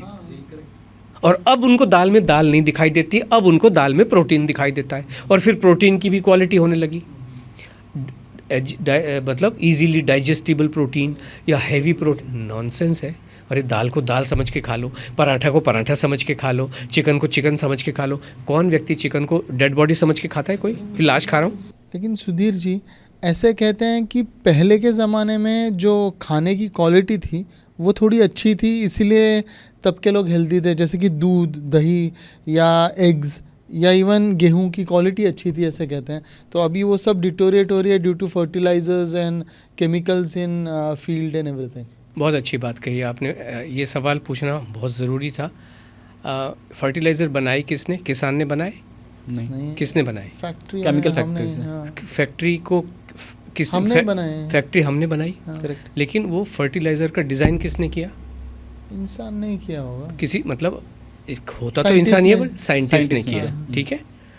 साइंटिस्ट ने जब किया तो उसको अचानक से, साइंटिस्ट मतलब हमारे आपके जैसा व्यक्ति है, घर में बैठा है, अचानक से मन आया फर्टिलाइज़र का डिज़ाइन करता हूँ। एक प्रॉब्लम एग्जिस्ट कर रही होगी, उस प्रॉब्लम का सॉल्यूशन निकालने के लिए उसने एक फर्टिलाइज़र डिज़ाइन किया। वो फर्टिलाइज़र किसी ने तो अप्रूव किया होगा। आज की डेट में अगर एक बिस्किट भी बनता है, एक फसाई नाम की, उसको सर्टिफाई करती है, तब तो आपके पेट में जाता है। और उस साइंटिस्ट ने ये कहा होगा, सर मैंने एक फर्टिलाइज़र बनाया है जो मानव जीवन के लिए बहुत अच्छा है, फसलों को प्रोटेक्ट करेगा, उसका न्यूट्रिशन अच्छा करेगा, और उसके बाद में ये मानव जीवन को आगे लेके जाएगा। तभी सरकार ने कहा होगा, हाँ बना दो ये factory. Gujarat state fertiliser corporation, Narmada valley fertiliser बने हैं कि नहीं बने हैं? सरकारी तत्वावधान में बने हैं कि नहीं बने हैं? तो सरकार पागल थी जो उन्होंने बनाया। और उस साइंटिस्ट ने कहा होगा ये बहुत अच्छी है। जो 1969 में ग्रीन रेवोल्यूशन के टाइम में जो इंसेक्टिसाइड आए, जो फर्टिलाइज़र आए, वो ह्यूमन रेस को मिटाने के लिए आए कि आगे बढ़ाने के लिए आए? आगे बढ़ाने के लिए। तो फिर आज 80 साल के बाद ये जो प्रेजेंट डे साइंटिस्ट है, ये कहता है वो पागल था 1969 में जिसने फर्टिलाइज़र बनाया। ऐसा हो सकता है क्या? आज वाला जो व्यक्ति कह रहा है वो 20 साल के बाद में कहेगा ये तो बहुत ही गलत बना गया। इस बात की क्या गारंटी है कि जो आज जो बात कही जा रही है वो गलत है? ये बिल्कुल गलत बातें हैं, ये सारी ठोक बजा के देखी गई हैं। ओके, ये कहते हैं जीएमओ वीट आ गया, गेहूं वैसा आपने जो कहा ऐसा नहीं रहा। अरे पहले कैसा गेहूं तो आ रहा है ना, तो गेहूं मतलब पहले जैसा, आज का मानव क्या पहले जैसा नहीं रहा? वैसा ही, उससे ज़्यादा बेटर है कि पहले जैसा ही है? बेटर हो सकता है। तो फिर मतलब फसलें खराब हो गई, आदमी बढ़िया हो गया, ऐसा कैसे? ये तो कुछ मतलब जो लोग बेचारे परेशान हैं वो सुन लेते हैं गेहूं कैसे ख़राब हो गया। जीएमओ अगर जेनेटिकली मॉडिफाई किसी ने अप्रूव किया है, किसी लेबोरेटरी में बन रहा है ना, किसी ने तो उसकी फंडिंग की होगी ना, किसी ने तो उसको अप्रूव किया होगा ना, किसी ने तो उसको कहा होगा। अभी आपने कहा रिसर्च बेस्ड है, साइंटिफिक एविडेंस बेस्ड, किसी ने तो कहा होगा नहीं जिस जीएमओ इज़ फैंटेस्टिक, इसमें ये एंजाइम्स मिले हैं, इसमें ये मिला है और ये अल्टीमेटली बढ़िया करेगा, तब तो जाके अप्रूव होगा, तब तो बीज बना होगा, तब तो वो खेत में गया होगा, तब तो वो उगा होगा। लेकिन ऐसे तो ये भी कहा जा सकता है कि जो कैलोरी तक का बात पहुंची है, न्यूट्रिशनिस्ट जो बने हैं उससे पहले न्यूट्रिशन की किसी ने खोज की होगी, वो अप्रूव हुआ होगा और उसी के बेसिस पे न्यूट्रिशंस की पढ़ाई होने लगी होगी, तब जाके वो कैलोरी को इतना ज़्यादा मान देने लगे होंगे। बिल्कुल नहीं, हम वो नहीं कह रहे, हम ये नहीं कह रहे, हम कहते हैं कि आप जो भी मर्जी कहें, कोई भी प्रॉब्लम नहीं है, दिस परफेक्टली ऑल राइट। आपने क्या जाना क्या समझा इसमें कहीं भी प्रॉब्लम नहीं है, लेकिन ये जाना समझा क्यों, मानव कल्याण के लिए, क्या कल्याण हो रहा है क्या उससे, वो ज़्यादा इंपॉर्टेंट है। हम ये कह रहे हैं कि आप अपना चलाते रहिए। जैसे इसको और समझते हैं, बम्बई से आपको दिल्ली जाना है, बहुत सारे तरीके हो सकते हैं, ट्रेन से जाओ, बस से जाओ, अपनी कार से जाओ, हवाई जहाज़ से जाओ, हवाई जहाज़ में भी जा रहे हो, एयर इंडिया से जाऊँ कि इंडिगो से जाऊँ, ये आपके पास बहुत सारे तरीके हैं। लेकिन सवाल ये है कि कितने आसानी से आप वहाँ पहुँच सकते हैं। ये जो तरीके हैं भूखा रहने वाले, इनसे भी आप पहुँच सकते हैं, आप जंगलों से भी आप जा सकते हैं, लहूलुहान होकर गिरते पड़ते भी आप पहुँच सकते हैं। दिल्ली पहुँच गए बट हिम्मत नहीं, उसके बाद सब खून निकल रहा है चारों तरफ से, खड़ा नहीं हुआ जा रहा, दिल्ली तो पहुँच गए। और दूसरा है कि दिल्ली आप पहुँचे गाते बजाते हुए, मंत्रमुग्ध होकर गाने गुनगुनाते हुए पहुँच गए, कौन सा ज़्यादा अच्छा तरीका है? हम वही कह रहे हैं, आप पेट भर के अपना मनपसंद खाना खा लो। लेकिन एक मंत्र है हर जिम में लिखा होता है, no gain without any pain. अगर मान लो आपको गेन हो जाए विदाउट पेन तो प्रॉब्लम कहाँ है? प्रॉब्लम वो तो नहीं वो है। तो ये प्रूव आपको नहीं है बस शायद। वो आपको ये कह रहा है कि बॉस यहाँ पे आ रहे हो तो मैं तो तुमको तोड़ के ही भेजूंगा यहाँ से। कौन से जिम में आप जब जाते हो और वापस अपने पैरों पे चल के आ सकते हो, कौन सा जिम आपको ये करके देता है? आप उसका क्योंकि पर्पज़ ही होता है, नहीं मसल तो तोड़नी पड़ेंगी, you have to break the muscles and then जब ब्रेक हो जाएगी फिर वो कहेगा सर ये 5,000 का डब्बा है ना, इससे ही आपकी मसल्स आपकी रिपेयर होंगी। तो तोड़ना काहे को, जब ब्रेक ही करनी है तो तोड़ना क्यों है? फिर वो कहेगा नहीं इसी से बिल्डअप होंगी, तोड़ने मनाने से ही ब्रेकअप होंगी। तो ये जो इतनी बढ़ गई हैं, ये एक इतना सा बच्चा 6 फुटा हो गया है, इसने किसने तोड़ा उसको? किसने तोड़ तोड़ के ये बड़ा हो गया? वो तो बायोलॉजिकली प्रोग्राम था ना कि उसकी हाइट बढ़ जाएगी। ओके, मैं आपको माँ बाप बताता हूँ, जैसे- मेरे गांव में हाँ। जब हम छोटे थे, पिताजी 100 किलो की गेहूं की बोरी घर में लाते थे। वो जो पहलवान होता था वो अपनी बोरी को ऐसे रखा और लेके चला आता था। उसको बॉडी बनानी है, मुझे आपको जिसको कंप्यूटर पे खटर खटर करना है, मुझे तो बाउंसर बनना नहीं। मुझे क्यों बॉडी बनानी है? मुझे क्यों जिम जाना क्यों है? लेकिन एक्सरसाइज तो इम्पोर्टेंट है ना, बिल्कुल बॉडी को भी एजाइल रखने के लिए। बिल्कुल भी इम्पोर्टेंट नहीं है। क्या रोल है एक्सरसाइज का, क्या रोल है? बॉडी को थोड़ा एजाइल रखने तो के एजाइल लिए। तो आप हिल ही रहे हो ना। सारे मतलब जो मसल्स है वो हिलती रहेंगी तो फिर वो नहीं तो जिंदा वैसे रहेंगी। वैसे तो जिम जाने की क्या ज़रूरत है? आप वैसे वॉक करके आ जाओ। अगर मान लो बात वो नहीं है, बात ये है कि अगर आप चल सकते हो तो दो चीज़ें हैं, किसी भी काम को आप एक करते हो अंडर प्रेशर और दूसरा अंडर प्लेजर। अगर आप जो भी काम प्रेशर में क्यों करना है, यानी कि उठाना क्यों है ऐसा? ऐसे ज़बरदस्ती आपको अगर आपको पहली बात तो इसमें कोई वो नहीं है कि आपको एक्टिविटी करनी है। एक्टिविटी क्या होती है? अभी लोग कहेंगे पहले ज़माने के लोग बहुत चला चलते करते थे, थे, हाँ, है ना? हाँ। कहाँ चलता था? जिसने गांव देखे नहीं है थ्योरेटिकल बात करता है। मैं तो ऐसे गांव से निकल के आता हूँ जहाँ पे हमने 10वीं की पढ़ाई मिट्टी के तेल में करी है, बत्ती भी होती नहीं थी। इतना सा गांव होता था, चल चल के जाएगा कहाँ? जाएगा कहाँ और क्यों जाएगा? इसलिए लोग वो कहते पहले लोग 20 किलोमीटर चलते थे, आज के लोग फिर भी इतना चल लेते हैं। आप मान ली चलो वॉक करने को ही चल लेते हैं, पहले कहाँ चलता था? आता था खेत को देख के आया, फसल साल में एक फसल उगती थी, एक फसल। आज भी 2 फसलें कोई नहीं उगाता, एक ही उगाता है।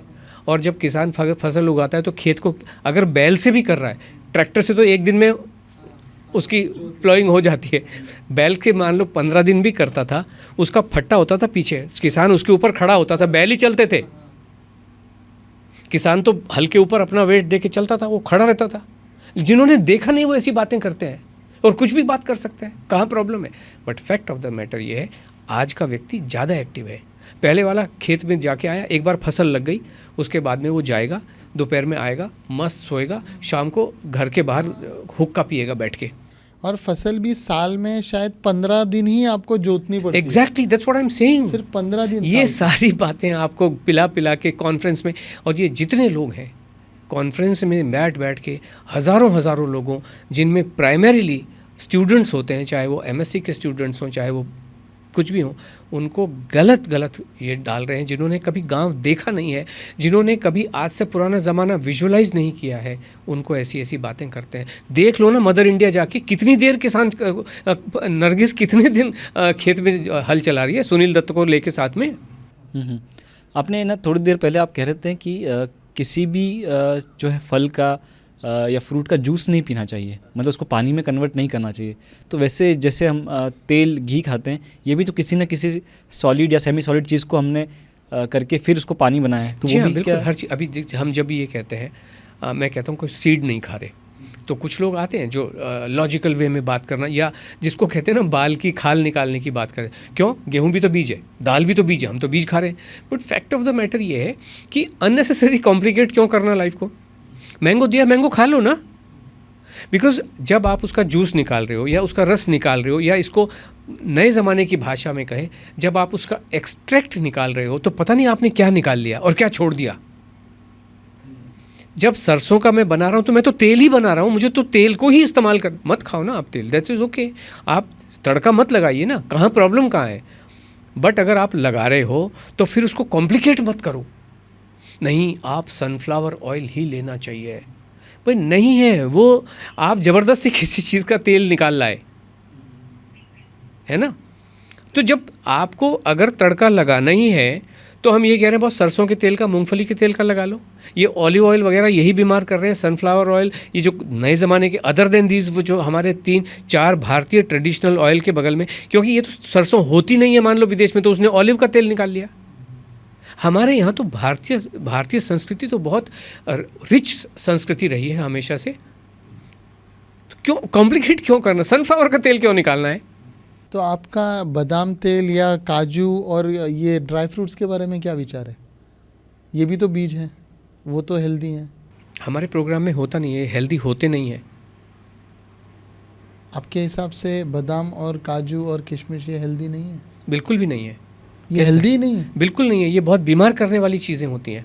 काजू और बादाम जी हाँ, बिल्कुल। रोज़ सुबह उठ के 4 जो लोग खा रहे हैं वो बहुत बीमार रहते हैं। हम कहते हैं, तुम देखिए, आप अगर सिगरेट पी रहे हैं और आपको किसी ने कहा कि हेल्दी चीज़ है, आपने उसको बंद किया, चालू तो आप कभी भी कर सकते हो ना।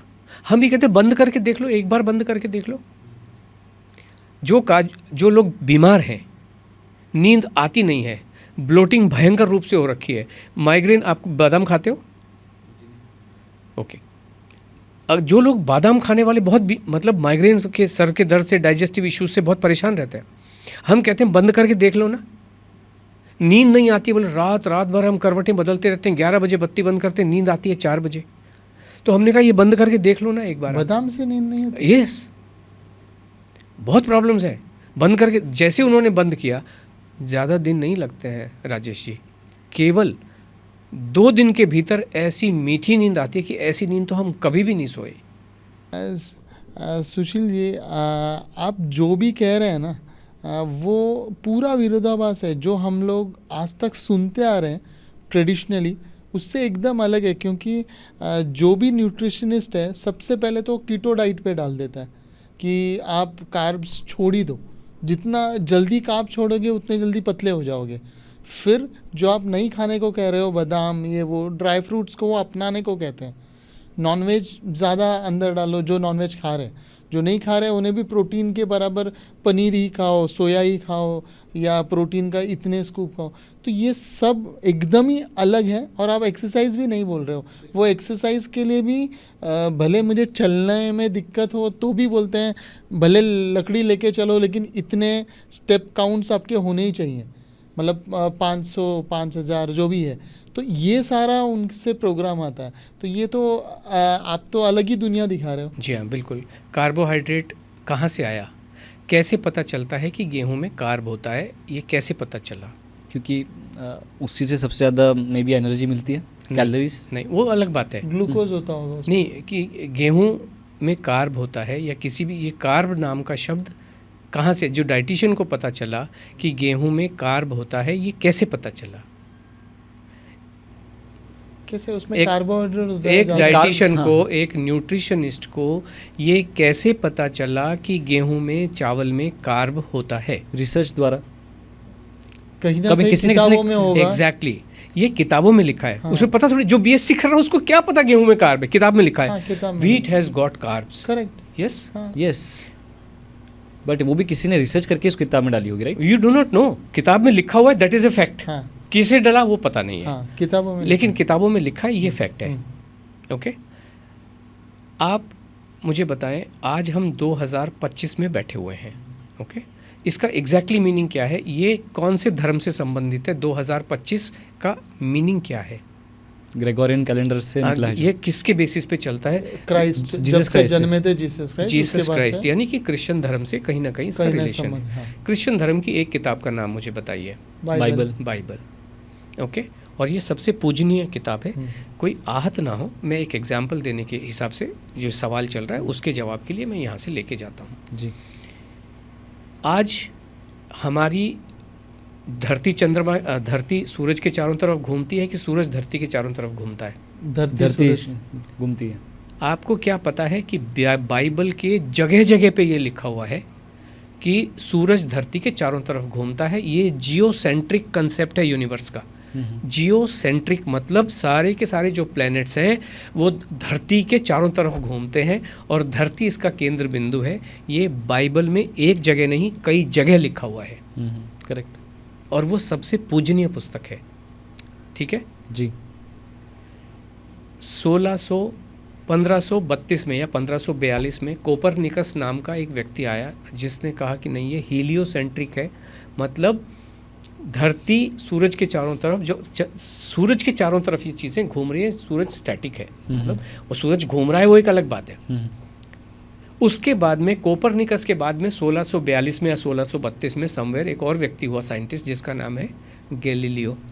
गैलीलियो ने इसको आगे बढ़ाया और जितने भी क्रिश्चियन धर्म को मानने वाले लोग थे, चाहे वो पोप हों, राजा हों, उसके पीछे पड़ गए, बहुत मार पिटाई, आई मीन शब्दों के रूप में मत लीजिए, वो उसको लाइफ इम्प्रिजमेंट कर दिया, पूरे जीवन भर कि तुम किताब के अगेंस्ट जा रहे हो, और उसको जेल कर दी। आज फैक्ट क्या है? क्या किताब में लिखा हुआ वो सच है? लिखा हुआ सच है? नहीं। नहीं है। तो आज किताब में अगर लिखा हुआ है, एक और 6 किताबों का एक सेट है, आज से जब आप 2000 साल के बाद जाएंगे और कोई वो किताब पढ़ने लगेगा, एक किताब है, 8 किताबें, उन पे फिल्में भी बनी हैं, जिसमें एक बंदा है वो झाड़ू लेके उड़ता है। क्या नाम है उस किताब का? Harry Potter. 8 किताबें हैं, फिल्में बनी हैं, 8 किताबों में लिखा है कि झाड़ू पे आप उड़ सकते हैं, आप उड़ सकते हैं। नहीं। हो सकता है बाद में उड़े, I am not saying this, but किताब में लिखा है। पर ये फिक्शनल है, फिक्शनल है कि नहीं है? करेक्ट है, फिक्शनल है। ये तो एग्जिस्ट नहीं करता, आज की डेट में तो एग्जिस्ट नहीं कर रहा है। तो ये किताबों में लिखी हुई चीज़ें सच हों, ये बिल्कुल भी ज़रूरी नहीं है। पर ये सच सब फिक्शनल है, हो सकती हैं। हो सकता है किसी ने सच में ही रिसर्च करके अच्छा हो निकाला सकती है, बट है, देखो, कोई भी चीज़ अगर सच होती तो उसका असर दिखाई देता ना। इन पे नहीं दिखता, आप पे दिखता, आप पे नहीं दिखता। आज की डेट में जो वर्ल्ड की सबसे ज़बरदस्त ऑर्गेनाइजेशन है, WHO जिसको कहा जाता है, अमेरिका उसमें से बाहर हो गया, तुम झूठ बोलते हो बोल के बाहर हो गया ना, अमेरिका बाहर हुआ ना वर्ल्ड हेल्थ ऑर्गेनाइजेशन से, लेकिन फिर भी अभी तक की वो एस्टेब्लिश्ड कंपनी है। उसने कहा ना कि 80% लोग आज ओबेसिटी से जूझ रहे हैं, तो क्यों ठीक नहीं? अगर करोड़ों की तादाद में ये सो कॉल्ड साइंटिस्ट बैठे हैं, तो क्यों ठीक नहीं कर पा रहे मानव जीवन को? क्यों ठीक नहीं कर पा रहे? इसीलिए नहीं कर पा रहे बिकॉज जो इसको रिसर्च कह रहे हैं गलत है। इसका सबका फंडा ही कैलोरी है। वो कैलोरी गलत है तो ये बाकी सारी चीज़ें गलत हो जाती हैं। तो सुनिए, आपका मेन फिलोसफी क्या है पूरे इसका? आपकी फिलोसफी क्या आखिर वेट लॉस की? ओके, अब हम शब्दों में नहीं बांध सकते और हम बिल्कुल भी दावा नहीं करते हैं कि हम कुछ जानते हैं। हम ये कह रहे हैं कि हम बहुत रिजल्ट दे सकते हैं। हम इन सब, जब मैं रिसर्च में जाता हूँ, मैं इन सब से रिसर्च में मतलब कॉन्फ्रेंसेज में जब जाता हूँ, इन लोगों के साथ इंटरेक्ट करता हूँ, मैं ये कहता हूँ मेरे पास डाटा है ढेर सारा, मेरे पास लोग हैं ढेर सारे, मेरे पास रिजल्ट्स हैं ढेर सारे, मेरे पास प्रोसेस है ढेर सारी। इसको शब्दों में कैसे बांधना है? Please help me. कोई कर दे, हेल्प कर दीजिए। शब्दों में ही बांधने की कोशिश बता रहे हो, फिर यानी कि कंसेप्ट का फिलोसफी आप बता नहीं पा रहे, हम आप वो ये exist बोल नहीं रहे हैं करते और कि research नहीं किया उसके हाँ, ऊपर कुछ भी। नहीं ये कह रहे हैं It's कि not- इनके पास रिजल्ट्स हैं और उसको कोई टेस्टिमोनियल्स बैक हैं, डेटा नहीं है उसके पीछे ऊपर। लेकिन फिलोसफी ऐसा बता नहीं पा रहे हैं शब्द। जीवन तो- में आज की डेट में जो परेशानी है सबसे ज़्यादा क्या होती है, कार्ब को परेशानी माना जाता है ना, प्रोटीन हाँ। में कोई प्रॉब्लम नहीं है, नहीं। कार्ब में प्रॉब्लम है। हम्म। गेहूं को छोड़ के क्या चीज़ खाने की सलाह जनरली दी जाती है? छोटे जो अन्न होते हैं मिलेट्स और एक नाम बाजरी बताओ और ना। बाजरी। बाजरा है ना। तो यानी ये कहा कि गेहूं में और बाजरा में, गेहूं में कितना कार्ब है और बाजरा में कितना कार्ब है, इतना तो quantification अगर नहीं फ़र्क देखा होना मैंने। चाहिए तो मतलब किसी चीज़ में एक बहुत ज़्यादा फ़र्क करने के लिए कितना फ़र्क होना चाहिए? 50% से तो ऊपर 50% का। अगर इसमें 100 कार्ब है तो इसमें 50 कार्ब 50 होना चाहिए। होना चाहिए हाँ, ना, तभी हाँ। 5% का तो माना नहीं जाता है। नहीं माना जाएगा। कैलोरी में भी फ़र्क होना। हाँ आपको मैं बता दूं, बाजरे में 100 ग्राम बाजरे में 360 कैलोरी होती हैं, 100 ग्राम गेहूं में 340 कैलोरी होती हैं। बाजरा की कैलोरी ज़्यादा होती हैं और ये लोग कह रहे हैं, तो मतलब अभी इनको कहेंगे नहीं, अभी ऐसा नहीं है, उसमें फाइबर ज़्यादा होता है। अरे तुम पहले डिसाइड कर लो भाई कि कैलोरी इंपॉर्टेंट है, वज़न के लिए कैलोरी इंपॉर्टेंट है कि कार्ब इंपॉर्टेंट है। तो कुछ भी बोलते हैं। तो लेकिन, आपके- 100 ग्राम बाजरे में कैलोरी जो कार्ब जो होते हैं वो उसमें ज़्यादा होते हैं। लेकिन आपने अभी कहा कि बाकी जितनी भी थ्योरी है किताबों में लिखी है, भले उन्होंने प्रूव की नहीं प्रूव की, लेकिन वो सत्य साबित नहीं कर पा रहे हैं, तो वो झुगला सकते हैं हम। करेक्ट है। तो आपका जो थ्योरी है, मतलब जो भी थ्योरी तो नहीं, रिजल्ट है, या। तो उसका भी कोई बेस रहा होगा। आपने इस रिजल्ट पे आए कैसे? यस, आशा जी ने 2008 से इन्होंने पहले तो सोचा कि ये होता क्या है, मतलब इतना क्यों कॉम्प्लिकेटेड है। कई बारी क्या होता है कि एक ब्लेसिंग्स जैसा कहीं से इसको यही कहा जा सकता है। और सबसे पहले जो भी आपके मन में एक विचार बना है, कहीं तो ट्राई करके देखना पड़ेगा। मान लो खुद हैं ही पतले से, तो किस पे ट्राई करें। तो बाई चांस ऐसा हुआ कि इनकी एक भतीजी है, भाई के जो डॉटर हैं, वो थोड़ी सी she was going on a higher side. तो बच्चे जब थोड़े से यंगर साइड में आते हैं तो उसको लगा कि weight is a little bit of a problem. तो उसने कहा बुआ हेल्प करो। तो देन शी सेड कि ये तुम पे ट्राई करते हैं। उसने कहा यस आई एम रेडी। 9 महीने में उसका 26 किलो वज़न कम हुआ। तो when this was being done तो पता चल गया कि ये this is working. Then next क्या होगा कि सोसाइटी में और जो फ्रेंड्स होते हैं, हमारी बिल्डिंग में अच्छे खासे लोग हैं, तो 2-3 लोगों पे वहाँ ट्राई किया। सो एक पे ट्राई किया, it work means it is working. 2 पे और ट्राई किया जो थोड़े से कन्फाइड कर देते हैं कि भाई हाँ आप करें। तो इस तरीके से फिर ये योगा क्लास चलाती थी आशा जी, तो योगा की और इन सब चीज़ों की बहुत एक्सपर्ट हैं, हर चीज़ ये करती हैं फिटनेस से रिलेटेड। तो फिर इन्होंने वहाँ पे देखा, लोगों से कहा जो आते थे कि भाई थोड़ा सा इसको ट्राई करते हैं। सो उसके बाद में फिर पहले तो हम एक हॉस्पिटल है वहीं पे हमारे पास में, वह सारे जो देखिए हेल्थ कैसे पता चलती है फंडामेंटली मैं आपको बताऊं, जिसको मेटाबॉलिक टेस्ट कहते हैं। क्या होता है कि आपकी जो टेस्ट हेल्थ का जो स्टेटस है 2-3-4 टेस्ट से पता चल जाता है जनरली, जो ज़्यादा unless you enter into more complicated test में आप जाते हैं, जिनमें एक फास्टिंग ब्लड शुगर है, एक पीपी आप ले लेते हैं 2 घंटे के बाद में, देन आपका लिपिड प्रोफाइल कैसा है, आपके थायराइड का क्या स्टेटस है, T3 T4 TSH का क्या स्टेटस है, इसी तरीके के जो टेस्ट, और वेट तो होता ही है आपका। तो ये हम प्रोग्राम शुरू करने से पहले हमने एक प्रोग्राम को डिज़ाइन किया कि 90 दिन का ये प्रोग्राम हम लेके चलते हैं। सो फिर इस तरीके से ये प्रोग्राम की शुरुआत हुई। पहले लेते थे, बाद में लेते, ट्रेमेंडस फ़र्क। तो ये सारी चीज़ें actually it exist on paper, but एक जो फंडामेंट जो आप जो कह रहे हो कि इसकी थ्योरी बनाओ, इसके शब्दों में ढालो, वो तो आप कहना चाह रहे हैं आशा जी को ये आभास हुआ कि ये एक मेथड है जिससे ये सॉल्व हो सकता है प्रॉब्लम। Correct yes. एंड वो फिर उन सबको बांटने लग गए। यस। ओके। सो ये प्रैक्टिकली इवॉल्व हुआ है। ये ऐसा नहीं कि पहले थ्योरी पढ़ी और फिर रिजल्ट लाओ। यहाँ पे मतलब कि और किताबों में जो लिखा है वो ही अगर वो लेके चलती तो वहीं पहुंची होती जब बाकी पहुंचे हुए। बराबर है, बराबर। तो कुछ अदर देन डिफरेंट सोच नहीं होती, सोच नहीं होती। क्योंकि जो पढ़े हैं डॉक्टर वो एक ही किताब पढ़ रहे हैं। हाँ। तो इन्होंने कुछ नहीं पढ़ा है, तो एक तरीके से ब्लेसिंग हो गया उनके लिए। yes. कि वो बैकग्राउंड उनका मेडिकल का नहीं है, तो एक तरीके से ब्लेसिंग हो गया। इसको वो हम ये कहते हैं, आपने सुना होगा, जीवन में आगे बढ़ने के लिए एक थिंकिंग होती है जिसको कहा जाता है आउट ऑफ बॉक्स थिंकिंग। हाँ हाँ हम कह रहे हैं it has to be out of books. जो बुक्स में लिखा है, बुक्स में तो 5 ही शब्द लिखे हैं, हाँ, हाँ। इसके अलावा कोई शब्द है नहीं, है ना। जब आप बुक से बाहर सोचेंगे तभी ये नतीजा है। इसी चीज़ का ये नतीजा है कि हज़ारों हमारे पास तो एक्चुअली 70 देशों से अभी तक 14,000 से ज़्यादा महिलाएं इस प्रोग्राम का बेनिफिट ले चुकी हैं। और ये क्योंकि महिला का इसलिए क्योंकि पूरे घर के लिए होता है। एक लेडी ने जब आलू के पराठे बनाए तो पूरा घर खाएगा, पोहा बनाए तो पूरा घर खाएगा, सब पूरे घर को फ़ायदा होता है। So this is how it is. लेकिन ये जो प्रोग्राम आप बता रहे हैं उसकी कुछ फीस होती होगी, राइट? क्या आपको स्ट्रक्चर होता होगा इसका? ये हमारा एक ही प्रोग्राम है, 90 डेज़ का है, क्योंकि लाइफ ट्रांसफॉर्मेशन प्रोग्राम है जो जीवन भर आपके साथ में चल सकता है। जी हाँ, इसकी 2 तरीके हैं। जीवन को मैं आपको सभी दर्शकों के लिए बेनिफिट के लिए बता दूं, जीवन बहुत सरल है। इसमें एक्चुअली आपको क्या करना है, ब्रेकफास्ट खाना है, पेट भर के ब्रेकफास्ट के टाइम में जो भी आपका कन्वीनियंट टाइम हो। कन्फ्यूजन वाली बात बिल्कुल भी नहीं है, मैं आपको पूरी क्लैरिटी के साथ बताने की कोशिश कर रहा हूँ जी, ठीक है, कि आपके जो दर्शक हैं, हमारे जो दर्शक हैं, उनको सबको पता चले। आपको ब्रेकफास्ट के टाइम पे प्रॉपर ब्रेकफास्ट कर लेना है, जो आप अपने टेस्ट के अनुसार बनाएंगे। हम कोई रेसिपी देते भी नहीं है। ओके, आलू के पराठे आप अपने टेस्ट के अनुसार बना लो, पोहा बनाना है, उपमा बनाना है, इडली सांभर बनाना है, जो बनाना है बना लीजिए और पेट भर के खा लीजिए। क्लैरिटी, कोई अगर आप सवाल इसमें क्लैरिटी की कमी है तो पूछिए। हो गया, ब्रेकफास्ट हो गया। देन आता है लंच का टाइम। जो भी अभी ऑफिस में जो जा रहे हैं उनका एक लंच का टाइम होता है। उस लंच के टाइम में आपको दाल, चावल, रोटी, सब्जी, चारों आइटम हर मील में एवरीडे खाने ही खाने हैं, लंच और डिनर में। ओके, अगर चारों आइटम नहीं खाए तो वज़न बढ़ना अश्योर्ड ही समझिए। और खाना कितना है? पेट भर के खाना है। बनाना कैसे है? अपनी रेसिपी के अनुसार बनाना है। रोटी कौन सी खानी है? ओनली गेहूं की खानी है। चावल कौन से खाने हैं? ओनली वाइट वाले खाने हैं। क्लैरिटी हो गई लंच पे? करेक्ट।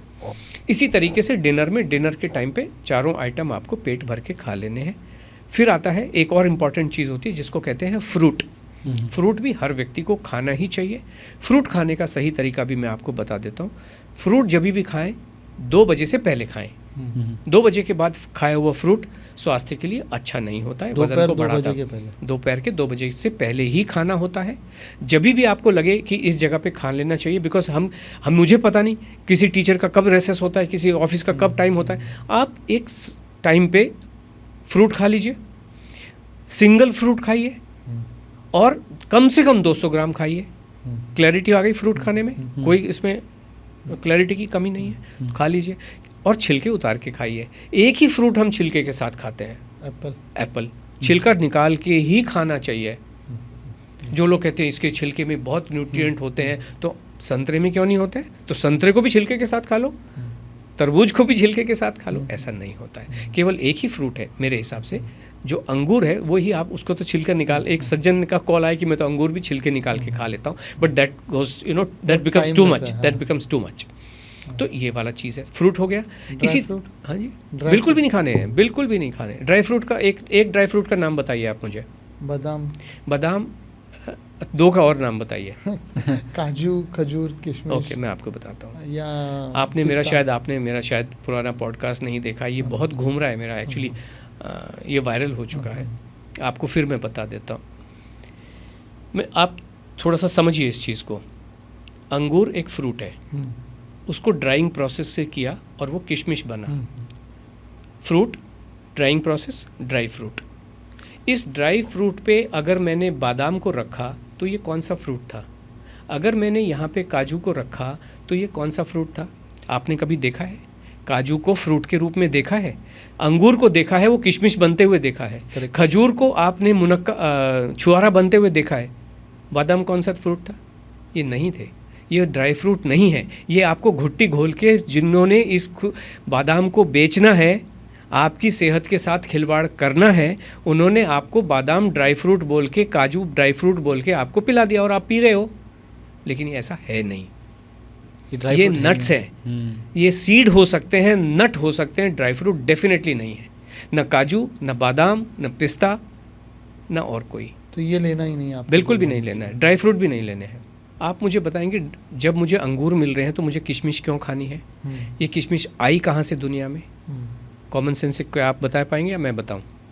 नहीं, शायद वो शायद जहाँ पे पानी ज़्यादा नहीं होता होगा, या तो सूख जाते होंगे, नहीं बनते होंगे, या सूख जाते होंगे और फिर लिखा लेते होंगे उसको। नहीं, इन्होंने बिल्कुल सही बात कही। मान लीजिए हम आज से 100 साल पहले चलते हैं, जब यातायात के साधन थोड़े कम हुआ करते थे। अंगूर उगता है नासिक में, तो जैसलमेर वाला कैसे खाएगा? तो इसलिए अगर इसको अंगूर को बैलगाड़ी पे लाद के जैसलमेर भेजेंगे तो आप समझ सकते हो 10 दिन का भी अगर समय लगेगा तो ये तो सड़ जाएगा। जब हम अपने गांव में हुआ करते थे, जहाँ पे सब्जियां नहीं होती थी, सर्दी के मौसम में छत पे हम गाजरें भी काट काट के सुखा लिया करते थे कि गर्मी में जब सब्जियां नहीं मिलती हैं तो उनको हम भिगो लें पानी में और उसके बाद सब्जी बना के खा लें। तो इसलिए न केवल फ्रूट बल्कि सब्जियां भी ड्राई की जाती थी और उनको खा लेते थे। तो नासिक वाला अंगूर को ड्राई करेगा और उसके बाद में बैलगाड़ी में लाद लाद के भेज देगा। तो आज से और ये लोग उतने इंटेलिजेंट हुआ करते थे, उनको पता है कि कोई भी नेचर में जब चीज़ मिलती है तो उसमें 70% पानी होता है, अंगूर में 70% पानी है। इनको सबको पता था, इतने बुद्धिमान लोग हुआ करते थे, आज के ज़माने के भी हैं, लेकिन कहीं क्रुक्ड हो गई ये थॉट, इस वजह से गड़बड़ हो गई। उनको पता था कि अगर मैंने अंगूर को किशमिश के रूप में खाया तो परेशानी होने ही वाली है, क्योंकि ये न्यूट्रिशन का कॉन्सेंट्रेशन हो गया है, बॉम्ब हो गया है। तो इसलिए वो लोग क्या करते थे, 12 घंटे भिगो लेते थे। क्यों भिगोते थे? किशमिश पानी को एब्जॉर्ब करती थी और वो किशमिश ना रह के अंगूर बन जाती थी। उसका वही कॉन्स्टिट्यूट, भले 80% हो same, but it use to be as similar to अंगूर एज पॉसिबल, और आप उसको अंगूर खाते थे। ठीक है? तो किशमिश के रूप में अब क्या हुआ कि जैसे ही ये जो बहुत नॉट सो गुड पीपल इन्होंने बादाम आपके ऊपर थोपे, इन्होंने क्योंकि उसको ड्राई फ्रूट क्या कहा, इसको पानी में भिगोने से क्या होगा, पत्थर तो पत्थर ही रहेगा। अब ये कह रहे हैं 12 घंटे भिगोना चाहिए। बादाम को 12 घंटे क्यों भिगोना है? थोड़ा सॉफ्ट, क्योंकि नहीं सॉफ्ट कुछ नहीं है, क्योंकि आप किशमिश को भिगो रहे हो, किशमिश तो अंगूर बन गई, बादाम क्या बन, तो फिर ये कहने इसमें ना एक्चुअली क्या फाइटिक एसिड होता है। उसको अरे नहीं होता फाइटिक एसिड, अभी क्या करोगे? मैं तो कहता हूँ नहीं होता है। इसमें तो फाइटिक एसिड हो गया, तो फिर उसमें अखरोट में क्या होता है? अखरोट को क्यों 12 घंटे भिगोना है? काजू को क्यों 12 घंटे भिगोना है? ये सारी बातें बेकार है, बेफिजूल। काजू का तो छिलका नहीं होता ना, नहीं काजू तो बादाम के ऊपर तो छिलका होता। नहीं, काजू के ऊपर जो आप खा रहे हो सफ़ेद वाला, वो तो छिलके के बिना होता है ना। पर वो जो प्रोसेस होके आता है अपने पास, तो उसके ऊपर कुछ तो होता है। नहीं, I am not saying this.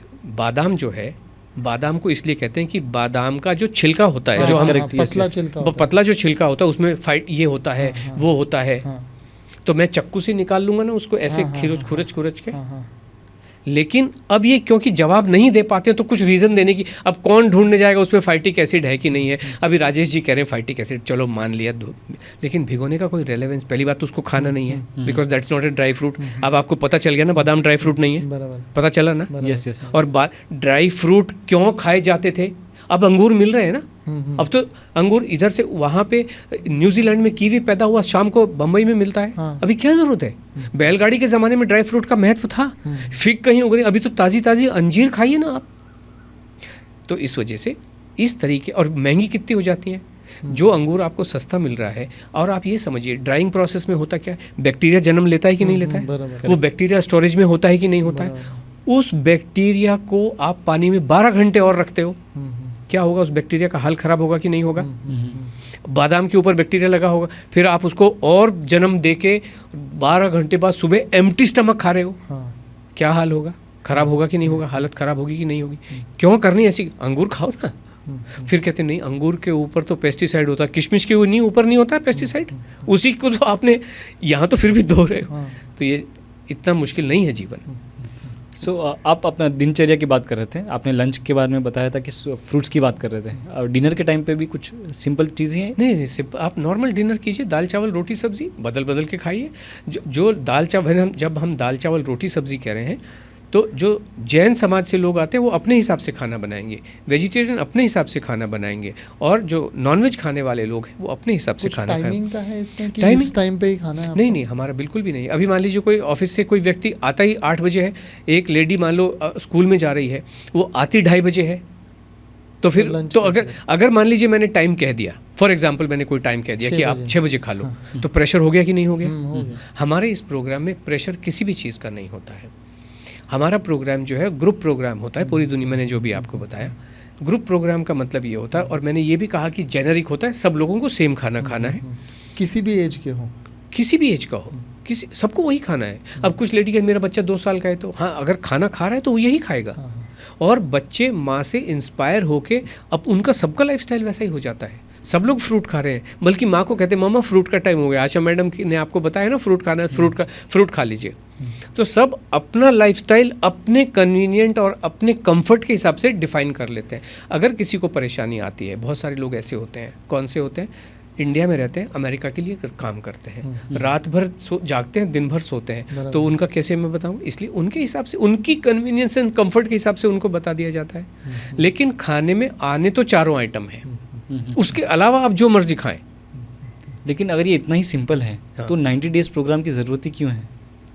90 days की इसलिए ज़रूरत होती है, जो मैंने आपसे कहा कि ये रिसर्च ये, जब आप 90 डेज़ हमारे साथ लेके चलते हैं तो हमारे साथ कुछ लोगों को लगता है आदत सेट करवाने के लिए साथ रहते हैं। करेक्ट। दूसरी बात क्या होती है कि जैसे मैंने आपसे पहले कहा कि ये आप कैंडी क्रश जब खेलते हैं तो डिफरेंट लेवल होते हैं, तो ठीक उसी तरीके से पहले हम आपके सिस्टम को ठीक करते हैं, क्योंकि आपका जो डाइजेस्टिव सिस्टम है, जब आप अपने शरीर के साथ खिलवाड़ करते हैं तो डाइजेस्टिव सिस्टम कहीं गड़बड़ा। तो सबसे पहला जो फर्स्ट मील प्लान जो 2 वीक्स का होता है, उसमें पहले हम रोटी सब्जी आपका रूटीन एक बेसिकली सेट करते हैं।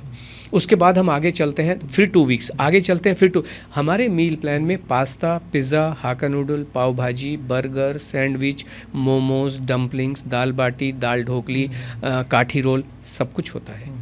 अब आप सोच रहे होंगे तो ये तो सारे जंक फूड घुसा हुआ है ना? नहीं, अभी जंक फूड का तो आपने डेफिनेशन क्लियर कर दिया था पहले ही। क्या एक सवाल जो मेरे मन में आ रहा था, काफ़ी टाइम से आप कह रहे हैं कि भरपेट खाना है। भरपेट यानी कि कितना एग्जैक्टली? भरपेट यानी भरपेट। अभी आप ऐसे समझे, आपके डाइनिंग टेबल पे मान लीजिए आलू के पराठे बना के आपने रखे हुए हैं, आप भी बैठे हैं, माता जी भी बैठी हैं, जो भी लोग बैठे हैं, हर व्यक्ति अलग अलग खाएगा। जिसके पेट में एक पराठे की भूख है एक खाएगा, जिसको 2 पराठे की भूख है 2। तो हम कोई जो नहीं, जैसे आपने कहा उनको नाप के दिया, बिल्कुल भी नहीं। जिसको जितनी भूख है, भूख से कम बिल्कुल भी नहीं खाना है। अगर भूख से कम खाया, वज़न कभी भी कम नहीं होगा। ये कैसे समझे? क्योंकि कोई जब खाने बैठते हैं तो बोला अरे आज ज़्यादा हो गया मतलब ये धारणा है। खाया क्यों? ज़्यादा हो गया तो खाया क्यों? खा नहीं सकते हो। अगर जिस पॉइंट पे आपको लगा ज़्यादा हो गया तो उससे 2 गज से एक्स्ट्रा क्यों नहीं खाए? वो पॉसिबल नहीं है ना? नहीं पॉसिबल है। तो जहाँ तक पॉइंट ऑफ नो रिटर्न, जहाँ तक पॉसिबिलिटी नहीं होती है, वहाँ तक खाना ही है। ओके सुनील जी, इतना अच्छा प्रोग्राम सुनने में लग रहा है जिसमें मेहनत नहीं है, जिसमें जो चाहिए खाओ।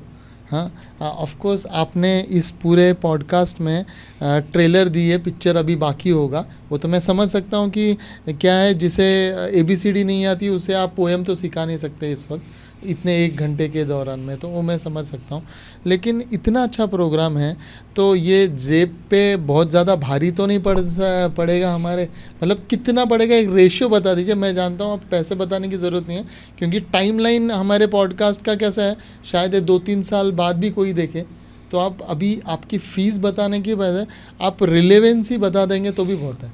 मैं आपको एक बात बताऊँ, जितने भी जो प्रोडक्ट देते हैं वो लोग भी 8,000 से लेके 15,000 महीना का खर्चा हो जाता है। बराबर है। और हमारा इससे काफ़ी कम होता है। हमारे 90 डेज़, क्योंकि एक ही प्रोग्राम है।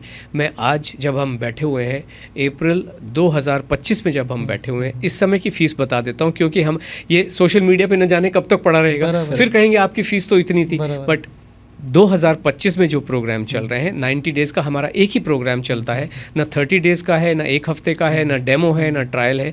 इस 90 डेज़ की फ़ीस जो हर महीने की 1 तारीख को शुरू होता है, एक नया प्रोग्राम शुरू होता है, तो इस समय इसकी फ़ीस 12,000 रुपये होती है for the entire duration of 90 days. यानी कि 4,000 महीने की एवरेज की पड़ता है, बट एक साथ ही देनी होती है, बिकॉज 1 प्रोग्राम 1 फीस। आपने कहा कि वो जो है विमेन के लिए होती है, लेडीज़ के लिए क्या? लेकिन कोई आदमी चाहे तो ज्वाइन कर सकता है? बिल्कुल नहीं ज्वाइन कर सकता है, क्योंकि आप 2 चीज़ें होती हैं। एक आपका जेंडर बायस क्यों है? जेंडर बायस नहीं है, ये पैसा बचाने की या प्रोग्राम की इफेक्टिवनेस को 1000 टाइम्स करने का। लेकिन अभी तो समाज ऐसा हुआ है कि मेल भी कुक करते हैं, अकेले रहते हैं, सिंगल आदमी भी रहता है ना। हाँ। लेकिन जेंडर का बाइफर्केशन अभी भी है ना? मतलब जो जेंट्स और ladies they can not be going into the same toilet, sorry to use मतलब ऐसा वाला। So it is like this. आप मुझे एक बात, सरल सी बात बताइए, एक होता है IPL, एक होता है WPL। WPL में क्या विराट कोहली खेल सकते हैं क्या? IPL में क्या स्मृति मंधाना खेल सकती हैं क्या? क्यों? क्योंकि जेंडर बेस्ड है। That is the design of the programme, it is like that. तो आपका हमारे प्रोग्राम का डिज़ाइन ही ऐसा है। औरतों के लिए डिजाइंड है? नहीं, औरतों के लिए डिज़ाइन नहीं है, ज्वाइनिंग ओनली लेडी कर सकती है। अभी तो जैसे हमें अगर पतला होना है तो मतलब तो बंदों को मुझे अपने पतला होना है? वाइफ को या मम्मा एग्जैक्टली, को तो शी भेजना हैज़ होगा। To join, the lady of the house has to join. और ये प्रोग्राम कौन सी भाषा में होता है? ऐसे हिंदी में, मेरी केवल माताजी हिंदी में अगर- भाषा, हाँ, केवल हिंदी भाषा में ही चलता है। इसलिए जो हिंदी, जो रिटन पार्ट है वो हिंदी इंग्लिश दोनों में होता है, बट जो स्पोकन पार्ट है वो हिंदी ही होता है। जिनको हिंदी समझ में आती है, तो आशा जी अंग्रेजी समझ लेती हैं अंग्रेजी में, लेकिन जब because this is a group programme, Correct. तो जो आशा जी एक्सप्लेन करती हैं टू द ग्रुप वो हिंदी में ही होता है। बराबर है। और इसकी टाइमिंग्स क्या होती हैं और उसके लिए डिवाइस क्या लगेगा? मतलब कोई कंप्यूटर लगेगा? नहीं क्या? नहीं, देखिए ये जो प्रोग्राम होता है इसमें जो हमारी तरफ से मैसेजेस जाते हैं वो व्हाट्सएप पे ही जाते हैं, और जो आशा जी जो कंडक्ट करती हैं वो वेबिनार में होता है, जो इंडिया टाइम 8 PM पे होता है। ये हमारा बहुत, और हर 2 हफ्ते में एक वेबिनार होती है, और वो भी डिफाइंड है। जैसे पहली अगर 1 मई को प्रोग्राम शुरू हो रहा है तो उससे 1 दिन पहले, जिससे कि आपको 2 हफ्ते का अपना रूटीन पता चल जाता है। आशा जी एक्सप्लेन करती हैं, जो भी सवाल जवाब हैं वो हो जाते हैं, और उसके बाद में हर दिन आप अपना वज़न देते हैं, क्या खा रहे हो वो बताते हैं, जिससे हमें पता चल जाता है कि भाई आप खाना खाने से डर तो नहीं रहे हो। लोग डरते हैं जब तक, अरे इतना खाना खाना, हमारा तो कम करने के लिए आए थे वज़न, मैं तो ऑलरेडी 100 किलो की हो गई हूँ। सुधीर जी, ये जो प्रोग्राम है, जब वो आप बोल रहे हैं कि लिख के बताते हैं क्या खाते हैं, तो वो अपने लिए बताती हैं? से मैंने समझो मेरी माता जी को ज्वाइन करवा दिया, क्योंकि क्या है ज़्यादातर किचन का जो है वो संभालती हैं, किचन देखना। तो अगर तो वो क्या खुद का लिखेगी या वो मेरा भी लिखेगी, मेरे पिताजी का नहीं लिखेगी, नहीं नहीं, वो बच्चों का और मेरी अपना वाइफ का? देखिए, हमारा ये कहना है खाना तो सबको वही खाना है ना। तो अभी उन्होंने बताया कि जैसे मान लीजिए अरहर की दाल बनाई, भिंडी की सब्जी बनाई, आप भी तो वही खा रहे हो। हाँ, बस तो ये उतना ही, अब हमें पता चल गया कि किस घर में क्या खाया जा रहा है, किसने कितना खाया वो नहीं लिखना है, वो इम्पोर्टेंट नहीं है। वो इम्पोर्टेंट नहीं है। आप लेकिन खा रहे हो उतना इम्पोर्टेंट, for example- नहीं कितना खाया तो हमारा पेट भर के खा रहे पेट भर हो, के बस उतना ही है। तो हम तो कुछ लिखवा ही नहीं रहे। तो अगर मान लीजिए आपकी माता जी कहेंगी कि मैंने भिंडी की सब्जी खाई, तो आप भी वो खा रहे हैं, हमें पता चल रहा है। और कोई मेल बंदा या कोई ग्रुप हो और ज़्यादा पैसा देना चाहे तो भी आप लेंगे फिर उन्हें? हाँ, देखिए हमारा एक प्रोग्राम है जो इंडिविजुअली भी चलता है। आप ये प्रोग्राम तो हमारा 1 तारीख को शुरू होता है। इंडिविजुअल लेवल पे भी आप चाहें तो आशा जी का कंसल्टेशन इज़ अवेलेबल, लेकिन वो 10 टाइम्स एक्सपेंसिव है, नंबर 1।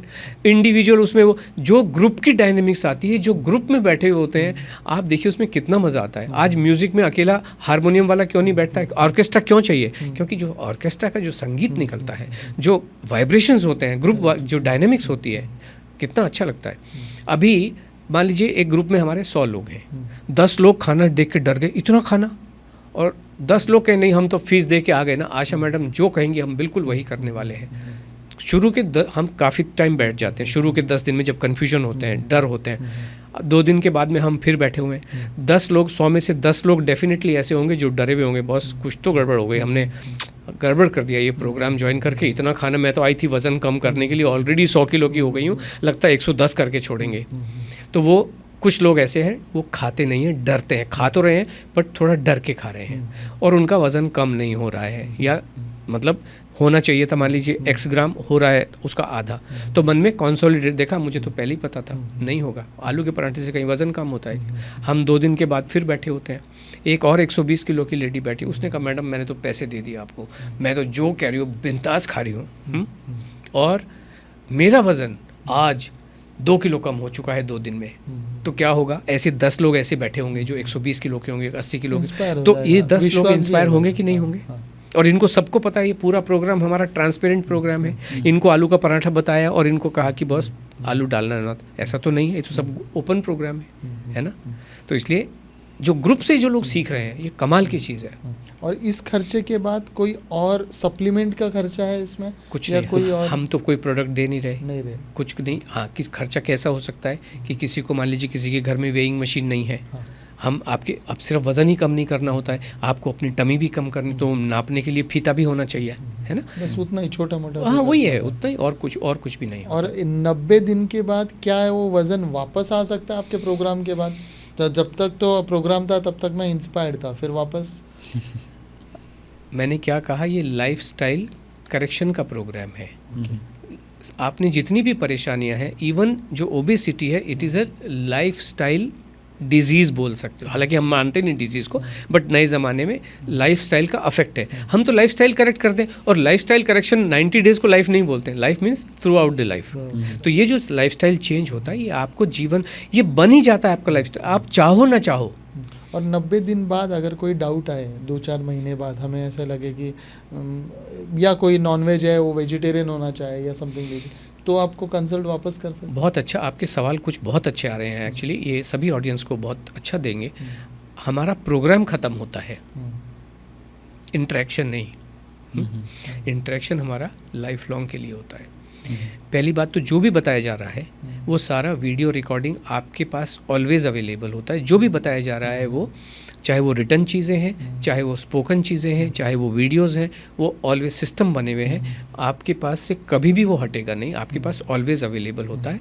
और दूसरा ये है, अभी जैसे मान लीजिए 6 की टेबल के लिए आपको स्कूल के, अपने प्राइमरी स्कूल के मास्टर जी को फ़ोन थोड़ी करना पड़ता है, क्योंकि आपकी लर्निंग हो गई है। इस प्रोग्राम में आप एक्सपीरियंस करते हैं हर चीज़ को, अपने ऊपर एक्सपीरियंस कर रहे हैं, अपने परिवार पे एक्सपीरियंस कर रहे हैं, तो आपकी लर्निंग हटेगी कैसे?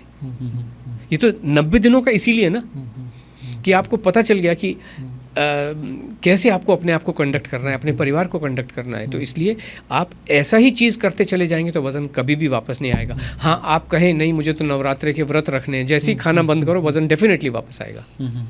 अगर आपने इसको फॉलो करके चले, वज़न कभी भी वापस नहीं आएगा, बल्कि खुद ब खुद कम होता ही चला जाता है। लेकिन ना अभी भी है ना, ऐसे लोग होंगे जो अभी तक टिके हुए हैं हमारे पॉडकास्ट में एंड तक। कुछ लोग अभी भी शक कर ही रहे होंगे, क्योंकि ट्रेडिशनल जो है सारी जो डेटा अवेलेबल है उसको सबको चैलेंज कर रहे हैं सारे चीज़ें। सो क्या कोई चाहे हमारे ऑडियंस में से कि नहीं यार ठीक है, मेरे को आधा विश्वास तो हो चुका है, लेकिन पूरा विश्वास तब होगा जब मुझे कोई सच में जिसने वज़न कम किया है उससे मेरी मुलाकात हो या वो मुझे बताए तो ही मैं मानूँ। तो ऐसा कोई तरीका है कि टेस्टिमोनियल कोई है आपके पास जो ऑडियंस देख सके या जान सके? बिल्कुल, हमारे अगर वेबसाइट पे आए ashaashta.com, जो डिस्क्रिप्शन में नीचे लिखा हुआ है, नंबर जो दिया हुआ है उस पर भी डेफिनेटली बात कर सकते हैं। लेकिन जब आप वेबसाइट पे जाएंगे और सोशल मीडिया हैंडल्स पे जाएंगे, एक आध नहीं हज़ारों के हिसाब से टेस्टिमोनियल हैं, जो महिलाओं ने अपने, उनके देखने से आपको पता चल जाएगा, हाव भाव से पता चल जाएगा कि कितना ज़बरदस्त फ़ायदा हुआ है। चाहे वो हेल्थ इश्यूज़ हों, चाहे वो बॉडी के डायमेंशंस हों, चाहे वो वज़न से रिलेटेड हो, हज़ारों टेस्टिमोनियल्स हैं, रियल लाइफ टेस्टिमोनियल्स हैं। सुधीर जी, सच में ये जो आपका प्रोग्राम है वेट लॉस के लिए विथ ईटिंग, मतलब आप जो चाहिए वो खाओ, खुश रहो और भरपेट खाओ, और इंडियन फूड खाओ सबसे पहले तो, without supplements, without fat burning tablets, without other, मतलब आप तो बोल रहे हैं जंक फूड भी खा लो, या जंक फूड का डेफिनेशन ही आपने बदल दिया पूरा। और आपका जो अप्रोच टूवर्ड्स फूड है वो भी अलग है, न्यूट्रिशन भी बहुत ही अलग है। मतलब आप सीधे खाने को खाना कह रहे हैं, आप उसे कार्बोहाइड्रेट्स या कार्ब्स या प्रोटीन नहीं कह रहे। वो सुन के बहुत अच्छा लगा। मतलब एक आशा ऐसे मन में आई कि चलो अभी भारत के लोग खाना खाते हुए, देसी खाना खाते हुए भी पतले हो सकते हैं या फिट रह सकते हैं, रादर देन पतले हो सकते हैं। तो thank you for coming. Thank you so much. Successful. जीवन एक्चुअली बहुत सरल है। सब लोगों को जो 2-3-4 पॉडकास्ट में यही बात हम फैलाने की कोशिश कर रहे हैं, जीवन को कॉम्प्लिकेट बिल्कुल भी मत कीजिए। जीवन एक्चुअली दाल चावल रोटी सब्जी से ऊपर है ही नहीं। न्यूट्रिशन जो है ना, वो डब्बे में बंद नहीं हो सकता है ना, वो खुले आसमान के नीचे हो सकता है। चाहे वो सब्जी के रूप में हो, चाहे वो गेहूं के रूप में हो, चाहे मैंगो के रूप में हो। ये सब लोग आपको डरा रहे हैं कि ये मत खाओ, जो ईश्वर ने दिया है मत खाओ। ये जो न्यूट्रास्यूटिकल है, इस गोली के अंदर हल्दी बंद है। अरे हल्दी खा लो ना, ये हल्दी की क्यूरक्यूमिन इसके अंदर में, ये सब इनके अपने एजेंडा सबके चल रहे हैं। हमें ये चलाते रहें, जिनको उसको प्रमोट करना है करते रहें, और अपने को वो नहीं है। लेकिन हमारा ये कहना है, जीवन को अननेसेसरी कॉम्प्लिकेट मत बनाओ और अननेसेसरी अपने बैंकों को ढीला मत करो। कोई कहीं नहीं पहुंच रहा है, जीवन और परेशान होता चला जा रहा है। सो यही हमारा सभी के लिए संदेश है। Thank you so much. Thank you so much मुझे इस पॉडकास्ट पे इनवाइट करने के लिए धन्यवाद जी। Thank you.